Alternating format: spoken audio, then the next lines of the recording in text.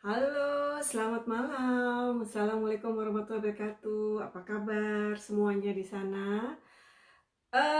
Pertama kali saya perdana di grup ini. Coba saya cek dulu ini benar nggak di grupnya ya. Apakah benar online di sini? Kita lihat dulu. Kira-kira tunggu sambil tunggu beberapa yang akan masuk hari ini. Iya benar. Agak deg-degan saya, jangan-jangan saya salah grup. Oke, apa kabar semuanya? Sampai ketemu, berjumpa lagi dengan saya. Bukan berjumpa lagi sih, mungkin beberapa ada yang belum kenal, beberapa udah ada yang kenal dengan saya. Mungkin kita kenalan dulu kali ya, barangkali ada yang belum kenal. Nama saya Ruri. Saya awalnya sih sebetulnya saya tidak bergerak di bidang ini gitu ya. Saya kebetulan background saya bukan di bidang ABK, tapi terus kemudian nasib yang membawa lain. Nasib adalah anak saya kebetulan berada di spektrum autis, sekarang umurnya 10 tahun. Tetapi kemudian setelah saya bergelut di bidang ini, kemudian saya memilih untuk memahami anak saya gitu ya. Jadi banyaklah pengalaman, cerita dan segala macam. Anak saya tuh ketahuan autis usianya ya sama mungkin dengan anak bapak ibu, sekitar umur 2 tahunan lebih. Terus kemudian terapi segala macam gitu ya. Tetapi kemudian karena saya pribadi, saya dan keluarga, maksudnya kebetulan tinggalnya lebih sering berpindah-pindah gitu ya. Jadi akhirnya saya merasa ya saya harus tahu gitu anak saya itu di mana, mau kemana dan bagaimana gitu ya. Akhirnya ya berdasarkan pengalaman juga akhirnya saya mengambil sekolah lagi di bidang ABA. Jadi saya ambil master di bidang ABA di terapi ABA lah ya, Applied Behavior Analysis. Kemudian saya mendapat sertifikasinya BCBA. Kemudian dalam 2 tahun terakhir, 2 tahun setengahan terakhir gitu ya, kebetulan saya sebagai orang tua, saya merasa bahwa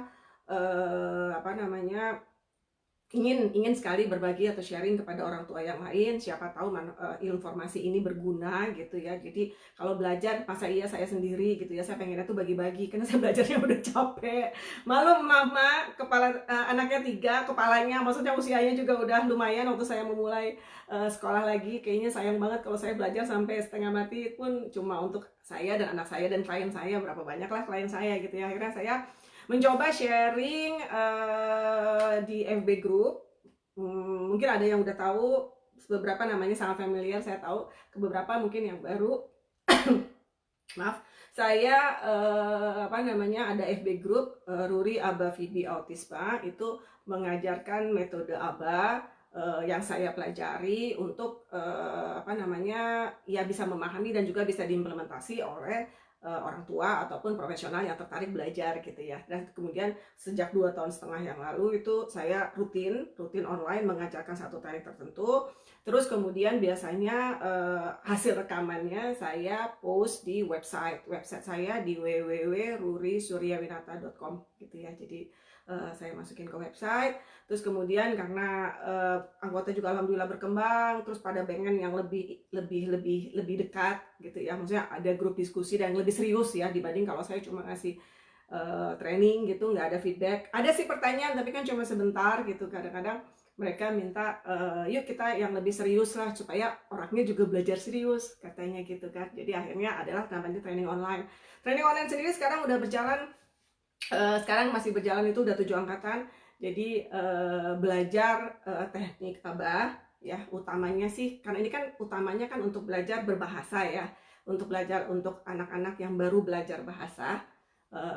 Ya kalau istilah kerennya mah early intervention gitu ya. Itu ya memang khusus belajar bahasa yang menggunakan teknik verbal behavior ABA-VB gitu ya. Jadi disitulah ya kita bisa saling diskusi, saling berkenalan sesama peserta, mungkin bagi-bagi pengalaman dan sebagainya. Karena anak-anak autisme, beruntunglah kita, alhamdulillah diberikan anak-anak ini bahwa pengalaman kita menjadi kaya dibanding orang-orang tua lain. Terus kemudian anak-anak ini adalah anak-anak unik yang insya Allah kalau kita cermat, maksudnya kalau kita memahami mereka gitu ya, tetap kok masih bisa. Mereka ini maksudnya jangan patah semangat gitu, mereka tetap bisa diajarkan dengan metode yang memang berbeda dengan anak-anak tipikal, normal tuh biasanya disebut tipikal gitu ya. Beda dengan anak tipikal tapi bisa belajar gitu ya. Jadi ya ayo kita sama-sama belajar, kita kenali oke, cara belajar anak autisme ini gimana. Terus kemudian kita kenali juga karakter dari anak-anak ini seperti apa. Maksudnya karena anak ini autis tentu ada keterbatasan, tetapi ada juga kelebihan. Maksudnya ada kelebihan yang mungkin lebih dari anak-anak yang lain gitu ya. Misalnya anak even meskipun anak yang tipikal gitu, kadang-kadang mereka memiliki kelebihan yang kalau kita cuma bikin kekurangannya mah kelebihannya nggak kelihatan. Tetapi kalau kita oke, itu adalah suatu kondisi dia autisme yang memang kita nggak bisa protes. Masa iya anaknya mau dikempesin lagi, kan nggak bisa. Terus kemudian ya itu kondisinya seperti itu. Tugasnya kita lah mengasuhnya, mengasahnya menjadi sesuatu yang insya Allah perkembangannya optimum. Jadi kira-kira gitu ya, saya ingin memberikan motivasi, apa namanya, ayolah semangat gitu kepada orang tua bahwa bukan akhir segalanya kok, enggak, biasa aja, biasa aja. Punya anak autis sedih, iya udah pastilah. Dulu gitu ya, baper ya iyalah udah pastilah, saya juga manusia, tapi kan ya udahlah, hidup berjalan mau diapain gitu kan.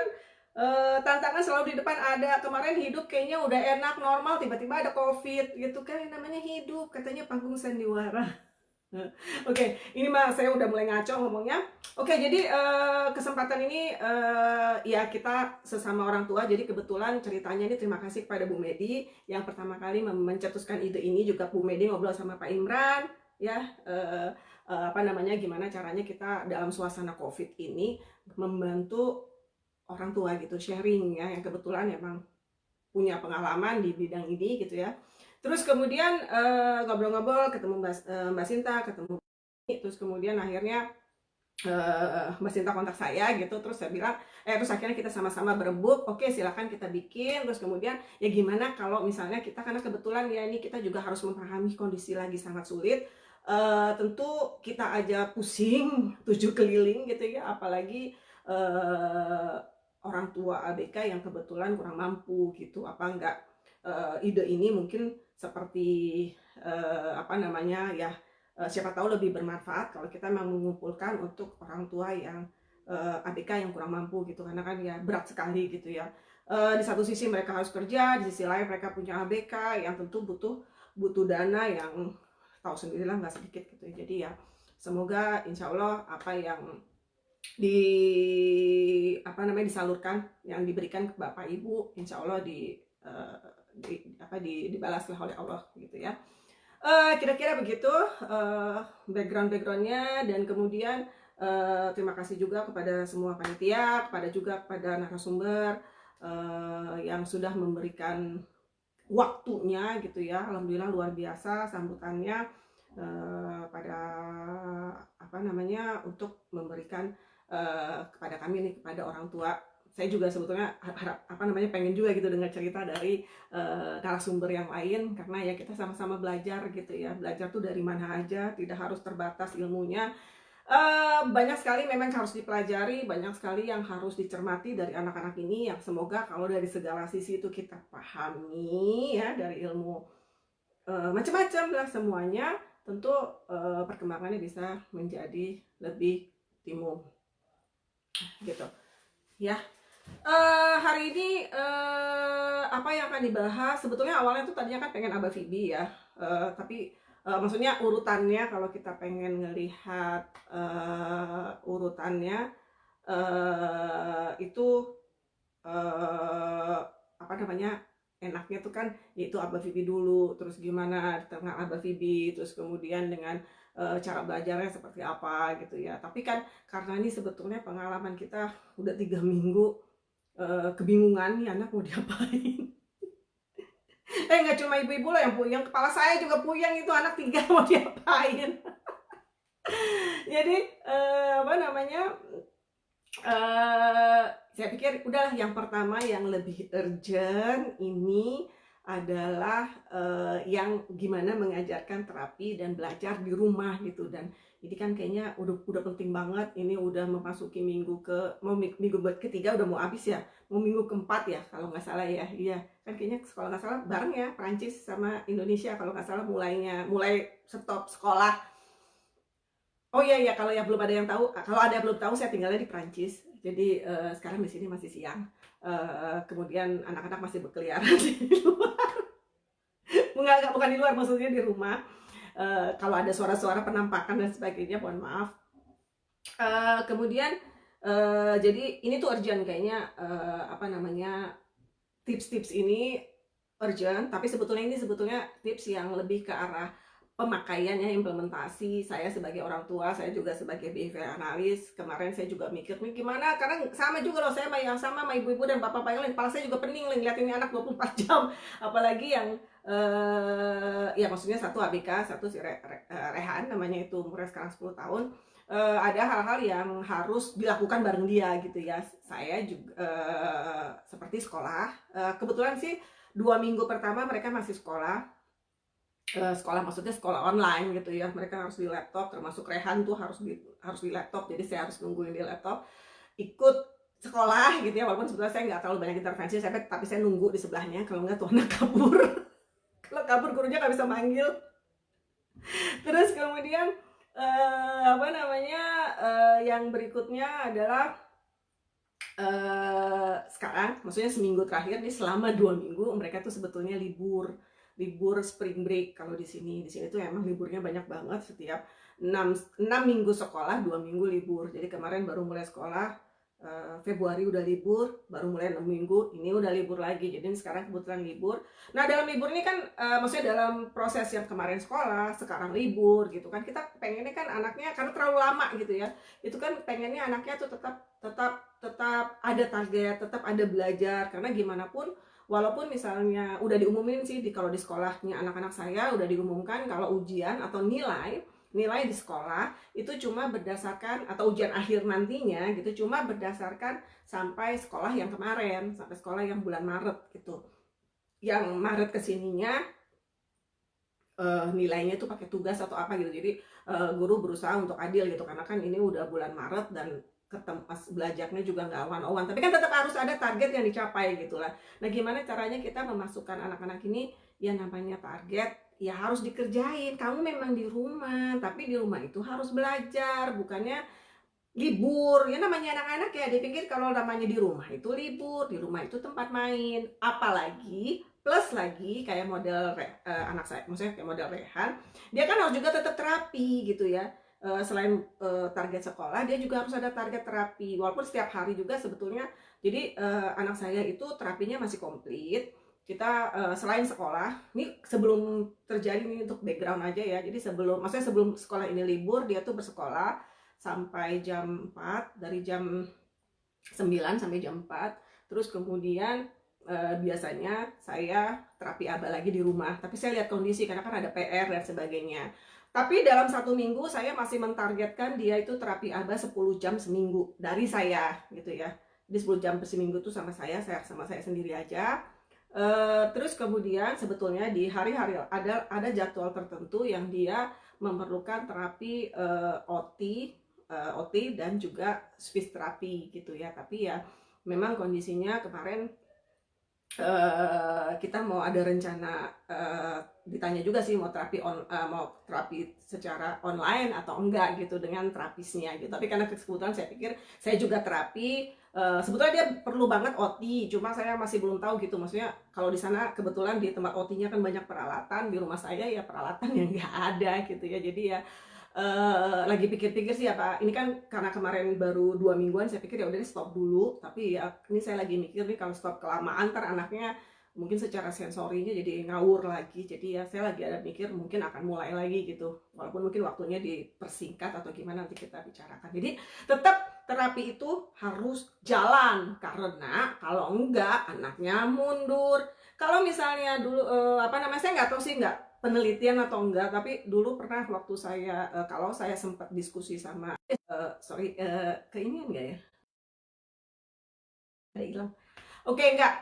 Jadi kalau di luar negeri itu kan libur lama, jadi kayak 2 bulan setengah gitu. Jadi biasanya kan kita pulang ke Indonesia. Nah kadang-kadang kalau pulang itu kan direkturnya ngasih ngasih pendapat, kamu mau berapa lama libur? Karena kalau kamu libur katakanlah 2 minggu, tidak cuma kesempatan dalam belajar dalam 2 minggu itu hilang, tetapi juga mungkin 2 minggu yang sebelumnya tuh ke delay karena kan anaknya belum master, udah begini, udah apa namanya, belum master, iya belum master udah keburu lupa, udah keburu libur. Nah, sementara kesempatan, jadi sebetulnya kalau kamu 2 minggu libur, itu sebetulnya mungkin hilangnya tuh 4 minggu, kesempatan untuk belajar 4 minggu gitu. Jadi paling enggak, sebisa mungkin nih sebagai orang tua, menurut saya harus maintain di situ.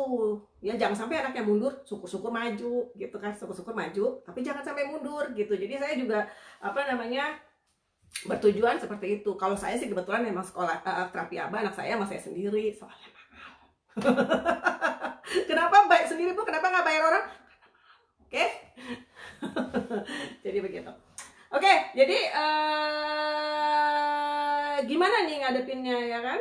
Online, macam-macam onlinenya. Ada yang online langsung online bener, ada yang online pakai WhatsApp, ada tugas dan sebagainya. Wah, udah garuk-garuk nih kepala emak-emak semua karena sekolah sekarang tuh susah pelajarannya. Ya kebetulan juga sih saya sih belum terlalu susah karena kan baru cuma yang 2, sebetulnya saya juga udah nggak ngerti pelajarannya. Yang 2 kelas, anak saya yang 2 tuh satu SMA, satu SMP. Pelajarannya beda, apalagi kayak anak saya yang gede belajarnya American History. Aduh, kepala saya pening lah ya, saya nggak ngerti itu siapa presidennya, siapa ininya gitu ya, pura-pura tahu aja gitu kan. Tapi kalau yang benar-benar diajarin kan ya Rehan, ya untungnya masih kecil juga ya, masih ya gitu-gitu aja standar. Nah ini kebayang sih ya kalau dapat apa namanya pelajaran orang tua yang susah gitu ya, yang susah pasti kepala tambah pening. Oke, jadi harus gimana nih kita, terutama untuk anak-anak yang, ya maksudnya ABK, tentu penjelasannya itu agak berbeda dengan kita menjelaskan ke yang lain gitu ya, apalagi kalau anak-anaknya masih kecil-kecil gitu ya. Kalau saya ya alhamdulillah beruntung, kalau yang 2 udah gede, tinggal digini-giniin aja udah sendiri, walaupun tetap harus dikontrol. Nah, tinggal si Rehan nih yang saya pegang gitu kan ya. Saya kasih tahu bahwa ini tuh ini bukan liburan, ini adalah masa krisis di mana sekolah tetap dilaksanakan, hanya pindahnya ke rumah. Jadi ini tuh bukan liburan, ini tuh sekolah gitu ya, sekolah bukan libur. Makanya kalau saya sih lebih prefer juga, saya memilih untuk benar-benar kan sekolah kan, maksudnya sekolah tuh kan Senin sampai Jumat ya, Sabtu Minggu ya. Jadi kita tuh selama beberapa minggu ini saya bikin Sabtu Minggu adalah Sabtu Minggu, jadi mereka libur gitu, mereka nggak harus cepat-cepat bangun, atau maksudnya bangun mah tetap pagi ya, tapi maksudnya nggak harus cepet-cepet mandi, siap-siap dan sebagainya gitu ya. Jadi santai tetap, jadi tapi tetap kita keep Senin sampai Jumat itu kayak sekolah, rutinitas sama seperti sekolah itu penting. Apalagi kalau anak-anak autisme itu kan anaknya berdasarkan rutinitas gitu. Jadi kalau mereka tahunya bangun jam segini, ya tidurnya jam segini. Maksudnya biasa bangun jam segini, ya besok-besok bangun jam segini gitu kan. Tahu mereka kegiatannya tuh ini, ya kita harus, rutinitas itu harus tetap jalan. Karena kalau nggak kacau. Apalagi kalau anak autisme ya, banyak kan mengalami masalah dengan tidur. Wow, kalau udah bangunnya kesiangan, udah semua schedule kacau balau, tidur malam pun juga kacau, akhirnya seharian, akhirnya terus-terusan kacau. Jadi ini benar-benar harus di maintain, harus benar-benar dijaga banget jam tidur. Kalau saya sih benar-benar harus dijaga banget jam tidur. Jam tidur tuh harus pas. Sama seperti kalau sekolah biasa tuh. Karena kalau dengan begitu tuh begulirnya lebih enak ya. Ya, jadi jam-jam tuh harus sama, rutinitasnya tuh sama. Jadi bangun tetap pagi, jam berapa dia bangun, jam berapa dia makan, jam berapa dia mandi ya. Mandi tuh jam berapa.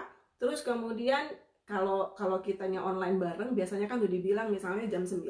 Kalau di sini rata-rata sih jam 9 ya, jam 9 harus di depan laptop gitu. Ya udah, tetap harus jam 9. Nggak boleh telat semenit pun gitu ya. Walaupun kadang-kadang apa namanya dia telat bangun atau apa, enggak, pokoknya mulai jam 9. Itu resiko dia kalau misalnya dia belum sempat sarapan. Ya, jadi disiplin secara waktu itu sangat penting, karena kalau enggak tuh kacau kesananya. Dan anak autis tuh kalau udah kacau tuh ribet. Kalau udah schedule-nya kacau, merekanya jadi rewel, jadi banyak problem behavior, terus kita mengembalikannya dia ke rutinitas tuh rada susah gitu. Jadi ya benar-benar harus diminta seperti itu. Jadi pagi bangun, sarapan, sekolah, udah gitu istirahat, katakanlah selesai sekolah. Sekarang istirahat tuh sekolah sebenarnya cuma pagi kalau sekarang ya, jadi jam 9 sampai jam 12 itu juga emang saya tahu udah capek ya. Yang maksudnya anak yang biasa bergerak-gerak masih kecil juga ya, masih 10 tahun. Apalagi yang umurnya 5 tahun gitu ya. Udah capek ya, saya aja nungguin udah gak betah juga gitu ya. Jam 12 sampai jam 1 istirahat, makan gitu ya. Habis itu ya mulai lagi, mulainya karena ya udah nggak sekolah, udah nggak ada. Jadi biasanya saya ya terapi gitu, atau kalau saya lagi online gini ya saya biarin aja dia dulu berkeliaran gitu. Nanti maksudnya kegiatan yang lain. Terus nanti ya tetap ada target terapi sehari itu sekian jam gitu ya. Target sekian hari, terapi itu sekian jam ya. Kalau emang masih rada bingung gitu, rada bingung anaknya, karena kan agak lebih bias, agak lebih abstrak ya. Misalnya kalau sekolah tuh kan jelas, siap, mandi, makan, ayo pergi sekolah gitu kan. Sekolah, ya nggak tau lah dia ngapain di sekolah, tapi kan pulang langsung ganti baju, apa rutinitasnya tuh lebih jelas. Nah, walaupun juga waktu saat sekolah bisa juga pakai visual schedule, saran saya, apalagi hari-hari yang ibaratnya agak agak kurang kelihatan rutinitasnya tuh sekarang, langsung aja dipasang gitu, pakai visual schedule. Jadi abis ini kegiatannya apa, bangun tidur, terus mandi, terus sarapan, terus belajar, terus makan siang, istirahat, terus misalnya ada terapi, ada main sore, ada ngaji, ada sholat dan sebagainya, tuh ditulis aja di situ, maksudnya dibikin. Jadi anak tinggal mengikuti schedule itu, dan itu sangat ngebantu. Visual schedule selain membantu anak untuk rutin, mengikuti rutinitas, itu juga bisa membantu kemandirian anak. Jadi dia tahu tuh hari ini saya harus ngapain gitu ya. Jadi ini sangat membantu banget gitu. Terus kemudian siapkan suatu tempat khusus sebagai tempat belajar. Jika anak memiliki lebih dari satu, coba dilihat apakah mereka saling mendukung atau malah saling ganggu. Kalau anaknya masih kecil-kecil, otomatis kan orang tuanya harus jagain, kalau nggak pada kabur tuh. Ya kan. Nah, dia lihat dulu gitu, apa maksudnya, kita lihat dulu nih anak nih kira-kira saling dukung atau saling ganggu. Jangan-jangan saling ganggu malah jadi kacau dua-duanya kalau dideketin gitu kan. Kalau kayak saya kan, walaupun yang dua itu udah nggak terlalu diliatin gitu kan, tapi tetap kadang-kadang kan biasanya Rehan yang terdistrak sama kegiatan yang lain gitu, karena kadang-kadang kan mereka udah lebih, ya maksudnya ngerjain tugas, terus kadang-kadang mereka ngambil minum gitu kan, boleh kan. Kalau yang udah agak gede gitu kan, sambil ada tugas terus mereka ngerjain mandiri, terus nanti mereka submit gitu kan kegiatannya. Nah itulah mulai tuh si Rehan kan terdistraksi, kakaknya turun, kakaknya tuh ngambil minum gitu kan.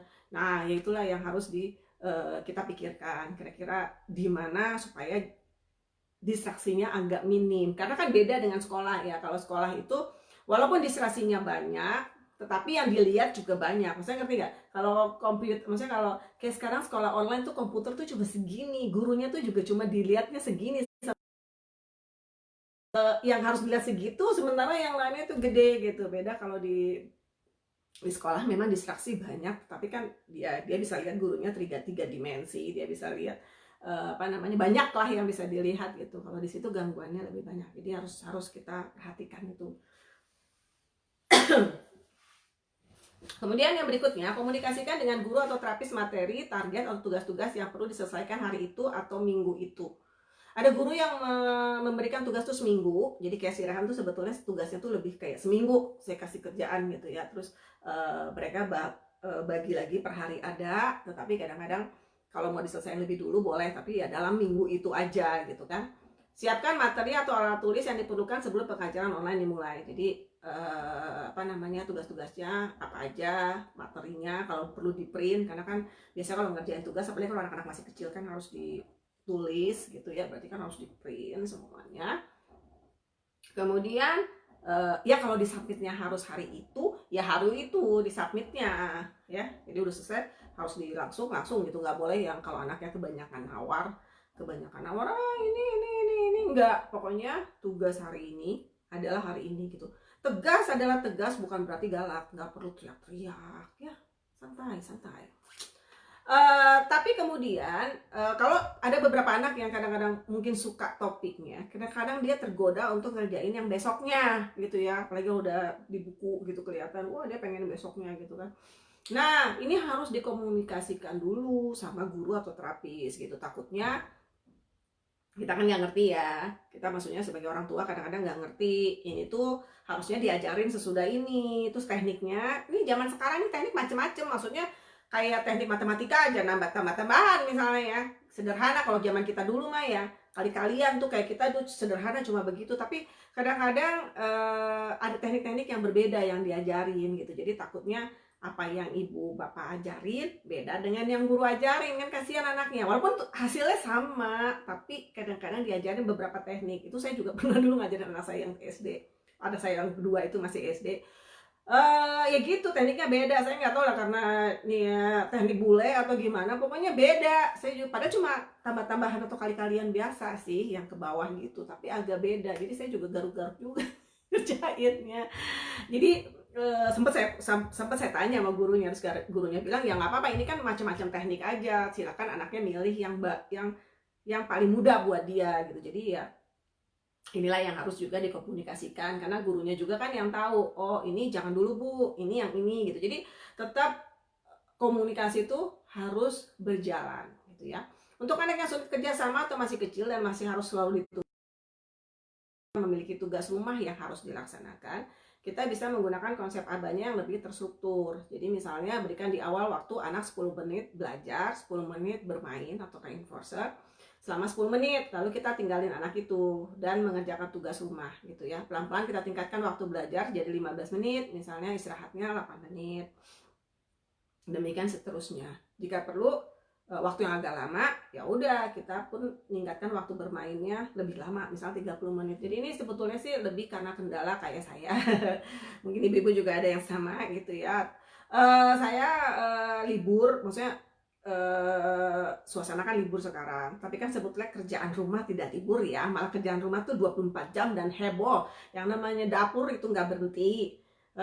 Pusing juga mungkin kirim menu 3 kali makan gitu ya. Biasanya kan pagi, mereka pagi-pagi ya sekadar, bukan sekadar ya, maksudnya nggak terlalu heboh gitu kan, sambil sangu segala macam. Siang mereka nggak di rumah, malam lah baru masak. Nah ini sekarang kan si pagi masak, biasanya pagi mah yang gampang-gampang nih karena di rumah harus dikasih makan yang padat ya. Kalau nggak ntar baru jam berapa udah minta makan lagi. Jadi kan pagi, siang, malam. Jadi maksudnya ada hal-hal yang harus kita kerjain, kita selesaiin. Nah, sementara anak-anak ini masih perlu bantuan. Jadi kalau saya pribadi, silahkan nanti ditelaah ibu-ibu kira-kira mana yang enak, atau mungkin ada anak lain yang memang masih harus dipantau. Kalau saya sih terus terang yang masih harus dipantau banget kan cuma Rehan. Kalau yang dua kakaknya kan ya sebentar-sebentar aja sih, dicek-cek doang, mereka udah jalan sendiri kan. Nah, ini biasanya saya menyiasati Rehan dan kerjaan rumah, atau mungkin ada kerjaan training online, atau adalah saya suka jawab-jawab klien gitu ya. Itu biasanya supaya sama-sama waras, supaya dia waras dan saya juga waras. Ini training online apa gimana ya? Kayaknya agak-agak sebutnya lebih tips and trick ya Bu ya. Jadi jangan maksudnya ini yang bekerja di saya dari segi ilmu mah ada sebetulnya ilmu abanya, tetapi lebih kepada aplikasinya gitu ya. Supaya saya juga manusia, ngadepin Rehan dari pagi sampai malam pasti kepalanya pening gitu ya. Maksudnya nggak cuma Rehan aja kan, ada kakaknya, ada abangnya, ada papanya juga, termasuk ada kerjaan-kerjaan rumah yang menunggu saya. Jadi supaya kita sama-sama enak, sama-sama balance gitu ya, karena ini bakal bisa jadi kejadian ini bakal panjang. Ini aja udah 3 minggu lebih gitu ya. Akhirnya saya mengambil yang buat saya enak adalah kita ganti-gantian. Karena kalau misalnya 2 jam Rehan gitu ya, dia pagi aja jam 9 sampai jam 12 itu udah sekolah sama saya. Dan menurut saya sekolah online dan dengan sekolah di sekolah itu beda, dan kelihatan banget Rehannya gitu. Kalau sekolah di sekolah itu kan ya memang sih dia dari sekolah dari jam 9 sampai jam 4 katakanlah, tapi kan ada jeda main, ada sama temennya, ada lihat lari-lari dan sebagainya. Nah sekarang keluar aja nggak boleh. Kebetulan saya tinggal di apartemen ya, jadi dia sama sekali nggak pernah bisa lari-lari di mana gitu, di balkon paling ya. Karena kan kebetulan situasi di Prancis sendiri sangat parah gitu ya, COVID-nya. Jadi benar-benar kita nggak keluar sama sekali. Ya akhirnya saya mengambilnya tuh supaya sama-sama enak seperti ini gitu. Jadi oke, 30 menit misalnya, 30 menit belajar, 30 menit saya tinggalin dia gitu, saya mengerjakan tugas-tugas yang harus saya lakukan. Dia ya main macam-macam, kadang-kadang sama abangnya, kadang saya suruh abangnya jaga main atau dia main sendiri gitu ya. Terus kemudian juga kalau dalam suasana saya harus mengerjakan sesuatu gitu. Tapi kalau misalnya ya benar-benar cuma supaya dia jeda reinforcer gitu ya, supaya dia juga nggak terlalu bosan ketemu saya mulu gitu, saya ngebaginya menjadi 15 menit 15 menit gitu. Kalau saya rata-rata 15 menit 10 menit istirahat, 15 menit 10 menit istirahat ya, 15 menit terapi 10 menit istirahat. Atau kalau misalnya kayaknya dia oke gitu ya, saya lanjutin 30 menit nanti 15 menit istirahat gitu ya. Jadi ini tuh bisa di-adjust sesuai keperluan supaya kitanya juga waras. Karena kalau enggak nanti ibu-ibu nih ya, saya tahu nih ibu-ibu semua kan mikirnya duh saya nggak punya waktu bu kalau 2 jam gitu. Kalau 2 jam saya nggak akan punya waktu, saya kan harus ini, harus bersihin rumah, harus masak, harus gosok lah dan sebagainya gitu. Jadi kalau saya pribadi ya itu ternyata lebih kerja lebih enak. Jadi kitanya nggak kebeban. Tapi setelah itu saya hitung-hitung banyak juga dia terapinya sehari gitu. Bisa jadi 2 jam, malah kadang-kadang lebih dari 2 jam. Kalau saya bagi-bagi begitu, sayanya nggak merasa berat, dianya juga nggak merasa berat ngelihat saya mulu. Ya, maksudnya mama tuh ya bahaya kalau udah capek tanduknya naik keluar. Jangan sampai tanduk kita keluar gitu. Jadi bikin kita, kalau saya pribadi, bikin saya tetap waras kayak gitu, ya, gitu. Jadi gitu ya. Jadi bisa di-adjust aja waktunya dan biasanya saya kasih timer, saya kasih waktu. Karena anak-anak begini tuh, anak-anak autis itu biasanya kan terstruktur ya, mereka sedangnya terstruktur, terus mereka tuh pengennya tuh tahu saya nih ngapain, saya nih berapa lama lagi saya boleh main, saya nih apa namanya, ada sesuatu yang menjadi pegangan yang kadang-kadang buat anak-anak ini untuk mengkomunikasikannya sulit ya. Kalau anak-anak normal mungkin bisa ngomong, mama aku capek, mama aku bosen nih, udah capek nih baru 5 menit aku udah bosen capek gitu ya, bisa protes seperti itu gitu kan, masa ini lagi gitu kan. Tapi kalau anak-anak autisme kan kadang-kadang enggak, terus akhirnya timbulnya apa, problem behavior di mereka gitu kan. Nah sebelum problem behavior ini terjadi, kita antisipasi, kita lihat juga nih, ini berapa lama dia bisa fokus untuk ini gitu, termasuk kita ya, berapa tahan kita ngadepin anak ini. Ya percaya beda loh, maksud saya kalau biasanya anaknya sekolah terus kayak Rehan sekolah pagi, ya udah kalau terapi saya hajar 1 jam 2 jam tuh penuh sama sekali nggak ada jeda gitu, atau paling paling nggak sejam lah kalau misalnya dia ada PR juga, itu saya nggak capek, dianya juga nggak apa-apa, sayanya juga nggak apa-apa. Tetapi kalau sepanjang hari itu agak repot. Jadi kalau saya mencermatinya seperti itu, silahkan ibu-ibu mencari formulasi masing-masing yang mungkin pas untuk kondisi di rumah. Ataupun makanya ini kebetulan kalau anaknya masih kecil-kecil kan tentu pengen kakaknya si dia nih yang autis pengen dapat jatah sama emak gitu ya, jatah main atau jatah belajar sama emak. Nah adiknya atau kakaknya yang bedanya tipis-tipis ini kan juga pengen juga. Nah mungkin dengan pembagian itu akhirnya menjadi lebih adil gitu.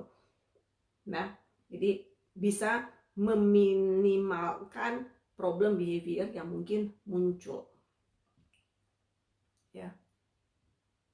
Jadi benar-benar di timer aja. Nah kalau misalnya terus kemudian anaknya belum terlalu paham pembagiannya kayak gimana tuh yang 30 menit, 15 menit dan sebagainya, mungkin sama konsepnya bisa dibantu, bisa dibikin kayak yang visual schedule itu tapi yang lebih detail untuk hari ini, untuk maksudnya untuk terapinya. Jadi misalnya oke, ini kalau kebetulan ada PR matematika misalnya ya, ada PR matematika, terus nanti habis itu dikasih Lego. Oke, habis ini kamu habis matematika kamu boleh Lego, terus boleh habis itu baca, habis itu mungkin snack. Nah itu ada gambarnya kayak visual schedule. Nanti begitu anaknya udah selesai, dia ambil terus dia taruh gitu di belakang. Jadi dia tinggal ngikutin schedule itu, dia tahu apa yang akan terjadi sesudah ini.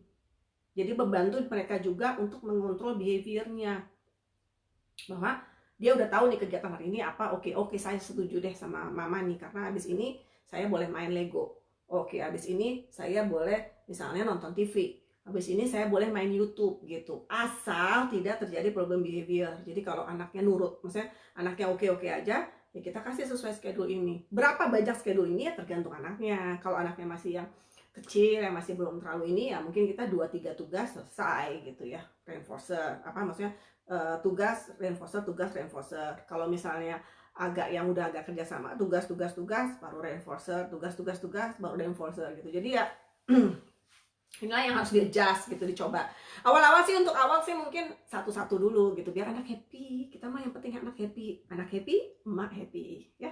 Jadi kayak gitu. Nah, jadi kita biasanya tingkatin dulu satu-satu, terus kemudian jadi 2 kali belajar, 1 kali reinforcer bermain gitu ya. Sesuaikan dengan kemampuan anak. Dan umur, jangan lupa umur. Anak umur 2-3 tahun nggak akan juga bisa duduk lama-lama atau bisa main sama-sama lama ya, bukan main yang kayak streaming diulang-ulang ya, tapi bener-bener yang main yang interaksi dan sebagainya. Atau malahan kalau kita suruh dia duduk di meja dan sebagainya, nggak mungkin, anak kecil-kecil banget. Tapi kalau misalnya anaknya udah kayak Rehan, udah 10 tahun, ya udah pasti sih sebetulnya dia bisa 45 menit duduk di meja, duduk di kursi gitu ya, dengan meja dan sebagainya. Di sekolah juga dia tuh sudah begitu dan bisa gitu ya. Tetapi ya apa namanya, ya itulah, kita lihat apa namanya, kondisinya kan sekarang kondisinya berbeda ya, kita adjust aja sesuai kebutuhan ya. Oke. Kalau misalnya terus anaknya udah mulai agak gede, maksudnya udah mulai paham, itu kita bisa kasih reinforcernya pakai token. Jadi dia ngumpulin token dulu, ngumpulin berapa jawaban benar atau perilaku atau yang benar, tugas yang benar, 2, 3, 4, 5, baru kita kasih reinforcernya yang bentuknya HP. Jadi kalau misalnya ini HP-nya kayaknya udah keseringan nih anaknya gitu ya, tapi dia harus ngerjain ini dulu ya, ininya tuh pakai tokennya, pakai bintang, ngumpulin 5 bintang baru dapat HP, kira-kira gitu ya. Jangan lupa melakukannya ini sambil menyenangkan. Jadi anak tidak terpaksa saat melakukan tugas-tugas sekolah. Jadi nggak benar juga, jangan ngancam ya, jangan ngancam anak supaya anak mengerjakan tugas. Hal ini bisa menyebabkan anak trauma dengan belajar di rumah. Jelaskan aturan belajar yang berlaku di rumah, tugas dulu baru reinforcer. Ingat, kita belum tahu kapan krisis ini berakhir. Mungkin begini cara belajar yang harus dilakukan saat ini, paling nggak sampai kenaikan kelas ya. Ini aja udah bulan April, Mei, Juni kan pertengahan biasanya udah bagi raport ya. Kalau terus terang sih, kalau melihat kondisi seperti ini ya, ini kan Prancis berada di depan Indonesia, maksudnya korbannya ini luar biasa. Kemarin itu terjadi rekor baru lagi di Prancis, sehari itu meninggal 1.400, meninggal sehari loh ya, bukan total ya, sehari itu 1.400 meninggal. Terus kemudian yang terkonfirmasi positif itu kemarin tuh rekor lagi 11.000 orang. Yang kita nih ya, semoga Indonesia nggak akan menjadi seperti Prancis, tetapi ini membuktikan kita tuh kan lebih duluan ya, kita ada di depan lebih dulu daripada Indonesia mengklaim jumlah-jumlah COVID, pasien COVID-nya. Jadi ya ini masih panjang jalannya, kita aja belum turut, grafiknya masih naik terus. Ini stres lihatnya, nggak usah sering-sering lihat ya, stres. Tapi ya kita biar tahu aja kita ada di mana gitu. Jadi kayaknya sih bakal lama, dan mau nggak mau orang tua dan anak harus bisa bekerja sama melalui ini gitu ya, melalui bahwa oke, ini kondisi yang nggak bisa terhindarkan ya, inilah pilihannya gitu. Kita bisa juga sebetulnya melakukan kayak program terapi online. Sebetulnya sih di Amerika sendiri nih ya, setelah berjangkitnya COVID, sebetulnya sekarang COVID itu udah lagi epicentrumnya lagi di Amerika, udah nggak di Eropa. Kemarin kan di Eropa tuh kira-kira seminggu lalu, dua minggu lalu tuh, bulan lalu tuh mulai di Eropa, di Italia yang paling parah. Sekarang masuk ke Amerika. Jadi sebetulnya di Amerika sendiri sekarang terapi itu juga udah lama sih, udah 2 mingguan mungkin ya, udah nggak ada terapi, 2 atau 3 minggu udah nggak ada terapi. Kemudian berlanjutnya di konsultasi di telehealth, dia istilahnya tuh telehealth. Telehealth tuh maksudnya terapi online. Jadi terapi secara online. Jadi maksudnya anaknya secara online, dan ini ya sudah juga diakui oleh, kalau di Amerika kan diganti asuransi. Jadi telehealth ini juga diakui sama asuransi. Itu bisa juga menjadikan alternatif. Walaupun sebetulnya agak susahnya kalau anaknya masih terlalu kecil, masih yang belum terlalu kerjasama, apalagi kalau ya seperti saya bilang tadi kan, kalau namanya terapi online berarti kan yang dihadapin, kalau punya komputer orang tuanya ya berarti komputer tuh kan layarnya cuma kecil. Terus belum lagi kalau nggak punya komputer terpaksa lewat handphone yang kecil, belum lagi anaknya terdistraksi pengen mainan handphone gitu ya. Ya mungkin akhirnya yang bisa dilakukan adalah coaching orang tuanya yang dikasih tahu target-target yang harus tercapai, gimana caranya, itulah yang harus dilakukan gitu. Tapi ya mau nggak mau, makanya nih orang tua harus belajar sendiri. Sulit untuk tergantung kepada terapis karena kondisinya tuh kayak gini gitu ya. Memang nggak ideal ya, enggak lah gitu. Pengennya kan normal lagi, terapi. Saya juga merasa nggak ideal gitu kondisinya. Rehan terapi jadi nggak terapi kan, OT dan TW-nya gitu. Tapi ya udahlah, adanya begini mau diapain gitu. Tapi ya itu, makanya kita harus benar-benar punya ilmunya gitu, jangan sampai salah ya. Jadi ingat ya, jangan usah maksa-maksa anak suruh belajar, suruh diancem-ancem. Kalau nggak nanti mama ambil ya, ayo belajar. Kalau nggak nanti mama ambil lah handphonenya, bubar. Ini masih lama nih kejadian kayak begini gitu ya. Jadi kita harus selalu reinforcernya. Jadi sebetulnya sama juga kita ngasih misalnya handphone sebagai reinforcernya, tapi ke cara ngomongnya yang dibalik ya. Kita harus lebih pintar dari anak, kan kita orang gede, oke? Jadi jangan ngancem, jangan maksa, bersabarlah, lakukanlah dengan menyenangkan. Jika Anda tegas terhadap aturan yang diberlakukan di rumah sehingga anak memiliki instructional control terhadap anak, pasti anak menuruti Anda. Jika bingung tentang parenting dan instructional control, baca aja di website saya gitu. Jadi maksudnya kita tuh harus punya yang namanya pairing. Ya, pairing itu memasangkan kita dengan sesuatu yang menyenangkan buat anak. Jadi makanya saya bilang yang namanya belajar itu nggak maksa. Jadi anak tuh kalau ngeliat kita tuh bawaannya tadi paksa mama belajar gitu kan. Kita nggak mau begitu, maunya tuh menyenangkan. Makanya sediakan reinforcer tuh kalau yang belum ngerti kayak reward. Walaupun sebetulnya reinforcer tuh bukan reward ya, tetapi sesuatu yang kita berikan yang menyenangkan buat anak sesudah dia belajar. Jadi dianya semangat belajar gitu ya. Jadi kita harus menyenangkan. Pairingnya berpasangkan kita dengan sesuatu yang menyenangkan buat anak ya. Jadi jangan pasangkan kita dengan orang yang suka ngancem-ngancem anak terus maksa-maksa belajar, tetapi pasangkan kita adalah dengan sesuatu yang menyenangkan buat anak. Misalnya kita kasih reinforcer yang banyak, yang bagus, yang banyak, yang anak suka. Yang penting itu reinforcer adalah sesuatu yang anak suka ya, supaya dan kita juga harus punya instructional control. Maksudnya kita tuh harus bisa kontrol anak, bukan anak kontrol kita. Tapi bukan dengan cara yang keras, tapi cara yang smart, cara yang lebih pintar, yaitu menggunakan reinforcernya. Itu bisa dilihat di website nanti kalau misalnya ini. Nanti minggu-minggu depan setelah diajarin sih ya tentang pairing dan instructional control. Dan orang tua tuh harus tegas. Katakan apa yang dikatakan, kerjakan apa yang kita katakan. Jadi kalau kita udah bilang, kalau kamu nggak misalnya ini udah kita bilang reinforcernya nanti sesudah kerjain yang ini gitu ya, kerjain ini dulu, nanti habis itu ini gitu ya. Nah kalau anaknya nggak mau ngerjain ini, yang ini ya jangan dikasih reinforcernya gitu, walaupun anaknya misalnya nangis gitu ya. Tapi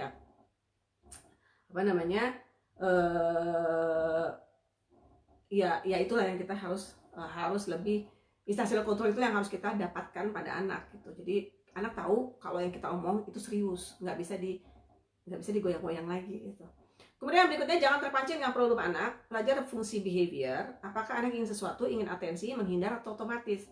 Otomatis mungkin itu sebetulnya jarang. Jadi maksudnya kalau ada suatu problem behavior, jangan kita terpaku pada problemnya. Jangan kita panik lihat problemnya. Problemnya misalnya anaknya tantrum, ngamuk, mukul kepala, jedotin kepala di dinding gitu ya. Jangan panik terhadap metodenya itu. Maksudnya dengan problem behaviornya itu, yang harus kita lihat adalah fungsinya. Karena anak yang tidak bisa bicara atau anak yang bisa bicara tapi tidak bisa berkomunikasi, ini utamanya anak autis biasanya begini gitu kan, itu akan berbicara dengan behaviornya. Jadi kita harus behaviornya ini yang harus kita lihat fungsinya. Dengan tidak memberikan fungsinya, otomatis problem behavior akan turun. Nah ini kalau problem behavior nanti lebih detail akan dibicarakan lebih detail sama Bu Kunti Hardi. Bu Kunti Hardi juga seorang BCBA ya. Jadi nanti beliau yang akan jelasin. Saya mah yang early intervention aja. Oke. Terus berikutnya jadi tapi kita harus lihat juga gitu tugasnya kira-kira gimana. Apakah tugasnya sudah pas dengan reinforcernya? Apakah anak tuh sebetulnya bisa ngerjain tugasnya atau tidak? Kalau anak ternyata tidak bisa kerjain tugasnya, kita bisa memecahnya menjadi sesuatu yang lebih kecil-kecil, yang lebih sederhana. Jadi maksudnya gini, ada satu tugas itu mungkin baru bisa dilakukan kalau tugas sebelumnya dia udah bisa, ya. Jadi dibagi tugas ini menjadi sesuatu yang lebih sederhana lagi gitu. Kadang-kadang anak-anak autis tuh perlu begitu. Jadi kalau dikasih tugasnya yang ini, udah pasti mereka juga udah tahu itu susah banget. Ya, mereka juga udah males gitu. Udah bukan males ya, maksudnya udah jadi kayaknya timbul problem behavior karena itu mereka nggak bisa ngomong juga kalau itu susah gitu kan. Akhirnya timbul problem behavior menghindar dari tugas. Padahal kalau ini kita pecah-pecah lagi menjadi yang lebih kecil dan mereka bisa, akhirnya mereka dapat reinforcement-nya, mungkin mereka lebih happy ya.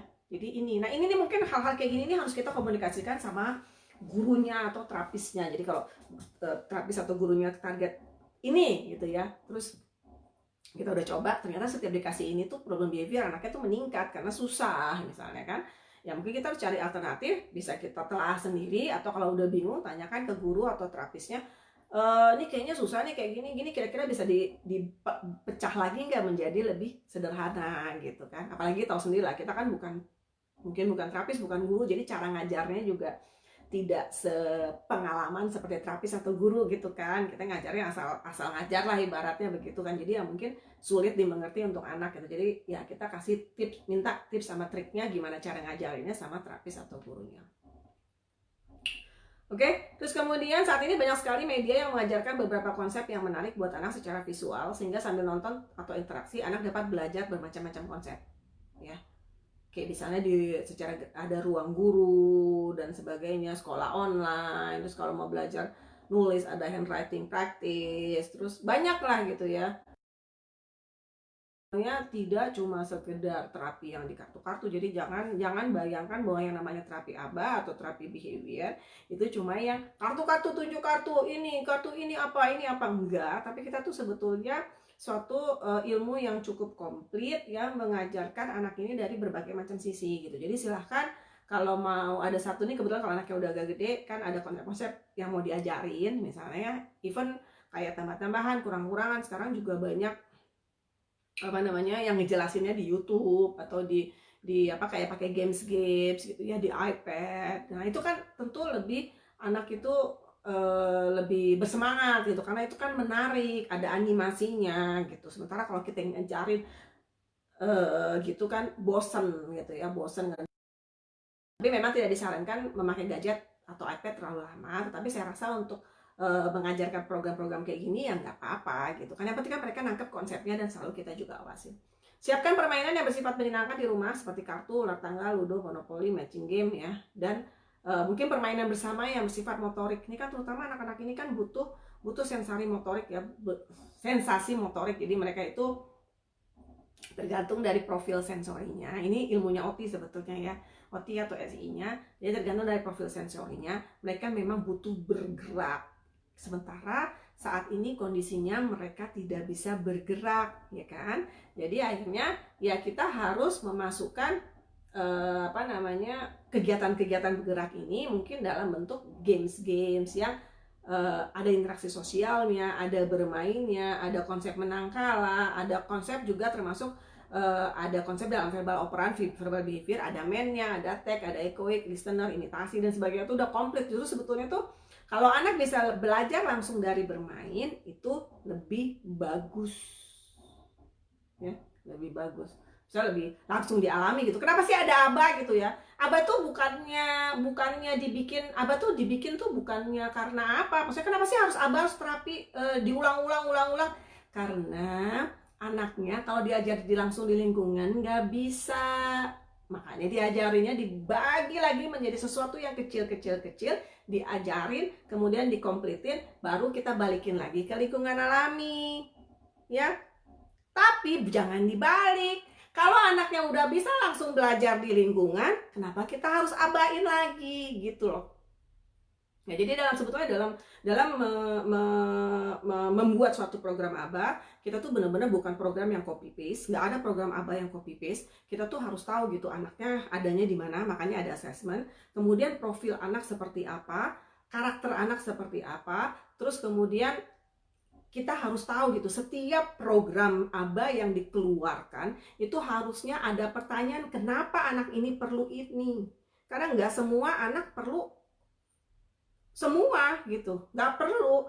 Banyak anak autisme terutama kan sangat bagus di menyamakan visual persepsi ya, menyamakan matching visual persepsi. Terus ngapain kita capek-capek semua program kita diarahkan ke visual persepsi, sementara yang lainnya yang masih rendah, yang memang perlu dinaikkan, perlu diajarin, nggak diajarin. Sementara waktu habis ngikutin yang menyamakan lah, yang loto lah, yang apalah gitu. Jadi sebetulnya semua program ABA itu tidak ada yang copy paste, semua program ABA itu dibuat berdasarkan profil sang anak. Ada kenapanya. Kenapa si A dikasih ini, kenapa si B dikasih ini? Nah, itu tuh yang harusnya dipelajari.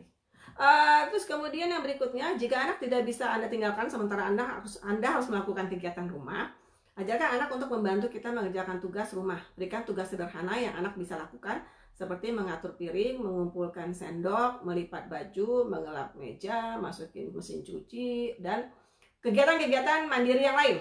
Ya, jadi sebetulnya sama seperti saya bilang tadi, kegiatan-kegiatan yang hari-hari dilakukan itu banyak sekali yang mereka pelajari selain bermain yang tadi ya, tapi kegiatan hari-hari kayak masak, ngumpulin sendok dan sebagainya itu ya kayak ada interaksi sosial, ada men, ada tag, ekoik, menyamakan, intraverbal, dan kayak gitu ya.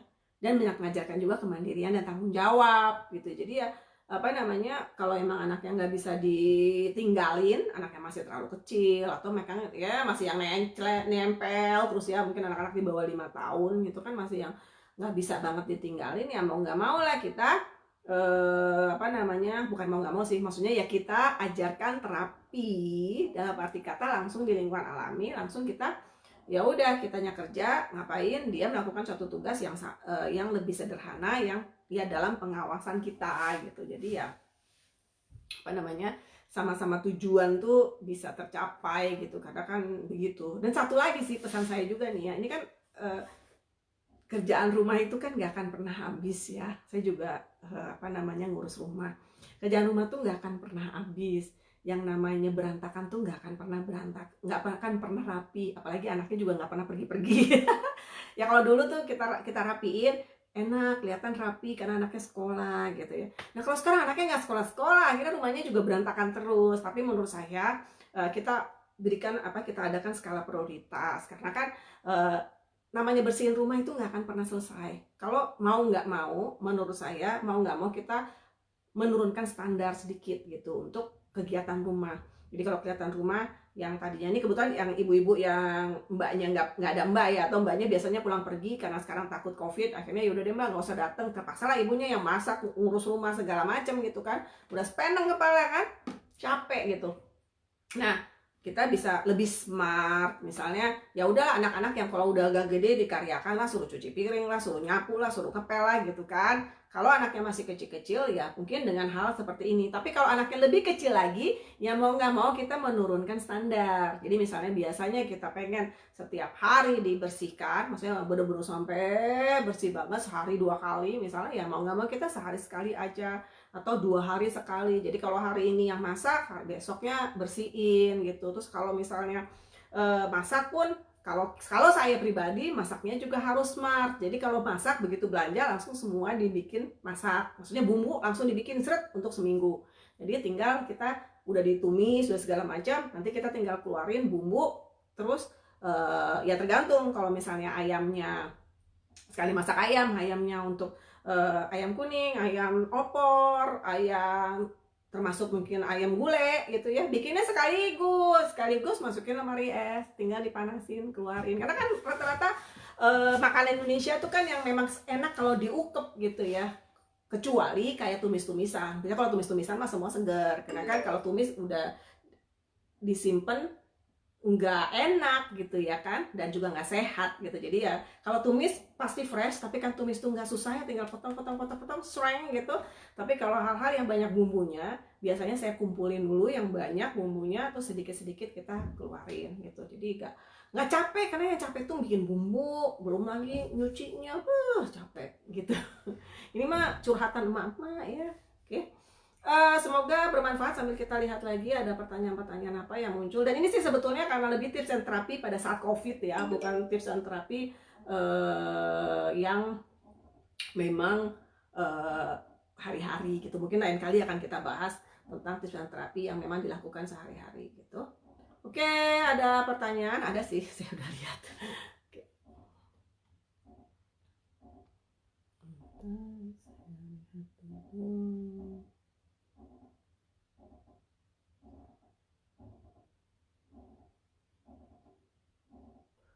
Gimana melatih anak agar fokus dan bisa komunikasi dua arah? Oke. Jadi gini Pak Yono ya. Jadi ini sebetulnya bukan topik hari ini minggu-minggu depan akan saya bahas tentang terapi ABA VB, terapi ABA secara ABA VB. Kalau Bapak ada waktu main-main gabung ke FB grup saya di Ruri ABA VB Strict VB Autisma atau di website saya www.rurisuryaminata.com. Di situ sebetulnya lebih jelas dijelaskan gimana caranya melatih agar anak fokus dan juga komunikasi dua arah.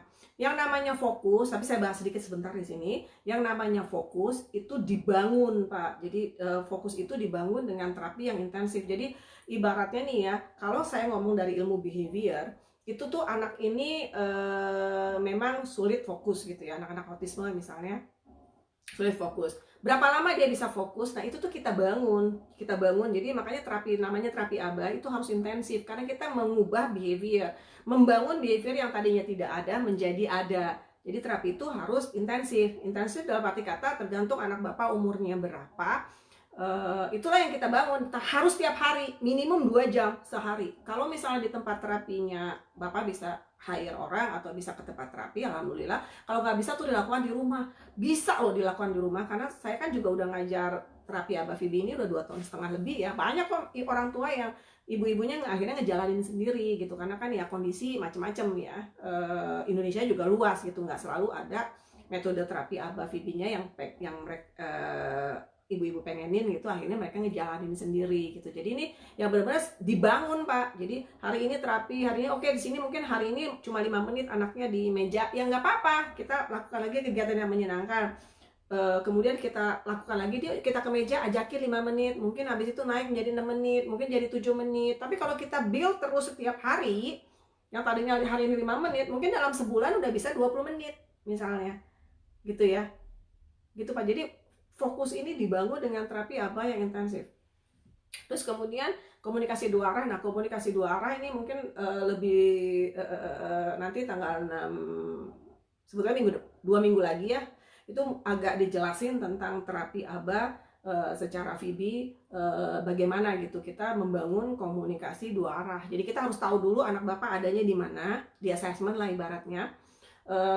Setelah ada di mana, terus kemudian kita membangun bahasa itu satu-satu gitu. Kita membangunnya bahasa itu satu-satu. Apa dulu yang harus diajarin? Misalnya kata benda dulu, habis itu kata kerja dulu, habis itu kata benda dan kata kerja. Habis anak udah tahu kata benda dan kata kerja, terus baru kita ajarkannya konsep percakapan dua arah dengan bantuan gambar dulu. Karena kalau langsung dua arah, kalau anak-anak autisme pengalamannya, kalau misalnya langsung dari kata kerja, kata benda langsung dua arah, kadang-kadang jatuhnya ngafal. Jadi mereka harus paham dulu apa yang mereka ucapkan dengan melihat gambar. Itu istilahnya LRFFC. Nah, di website ada sih Pak. Mungkin minggu depan, bukan 2 minggu depan, 2 minggu lagi bisa saya jelaskan lebih jelas ya. Oke.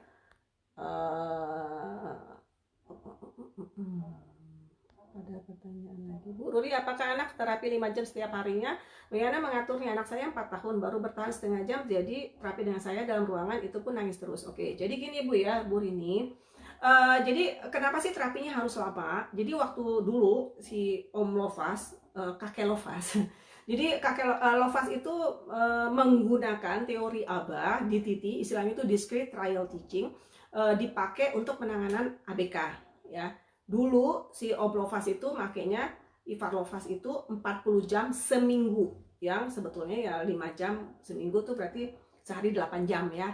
Sehari 8 jam dia tuh seminggu. Karena yang kita bicarakan adalah kita menata behavior.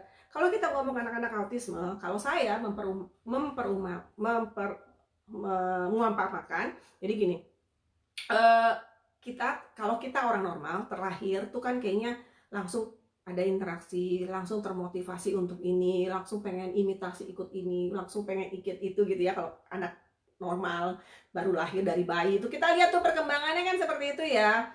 Nah, kalau anak-anak ini terlahir tidak memiliki keinginan untuk interaksi, tidak memiliki keinginan termotivasi untuk melakukan sesuatu, tidak punya kemampuan untuk imitasi. Jadi ibaratnya tuh mereka, kalau saya ini mah perumpamaan saya aja ya, tapi ya cukup menggambarkan. Jadi tuh kayak kita tuh berada di dalam satu hutan, anak ini berada di hutan, ya Bu ya, hutan.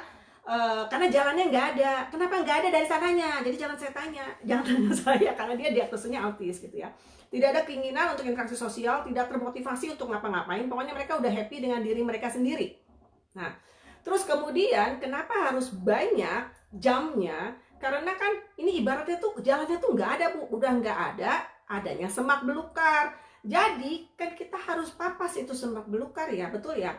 Kita papas tuh kayu-kayunya dudut gitu. Abis dipapas, kalau ibu terapinya cuma seminggu sekali, 2 minggu sekali, itu tanaman yang hutan itu udah subur lagi, alang-alangnya udah tumbuh lagi. Lah ibu kasih terapi, baru papas lagi, belum rapi, tumbuh lagi, belum rapi, tumbuh lagi gitu. Kapan mau jadi jalan mulus Bu?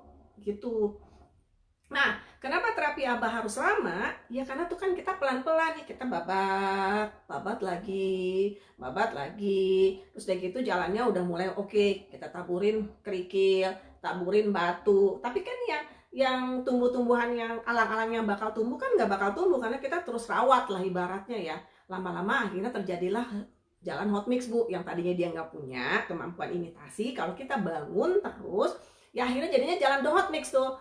Bang, imitasi bisa, instruksi bisa, men bisa, tag bisa, interverbal bisa, gitu. Jadinya kenapa harus panjang? Nah, terus kemudian apa yang diajarin selama seharian itu, jadi sebetulnya adalah sesuatu yang salah, bahwa dipikirnya tuh seharian itu tuh kerjanya ya cuma nunjuk-nunjuk kartu. Bukan.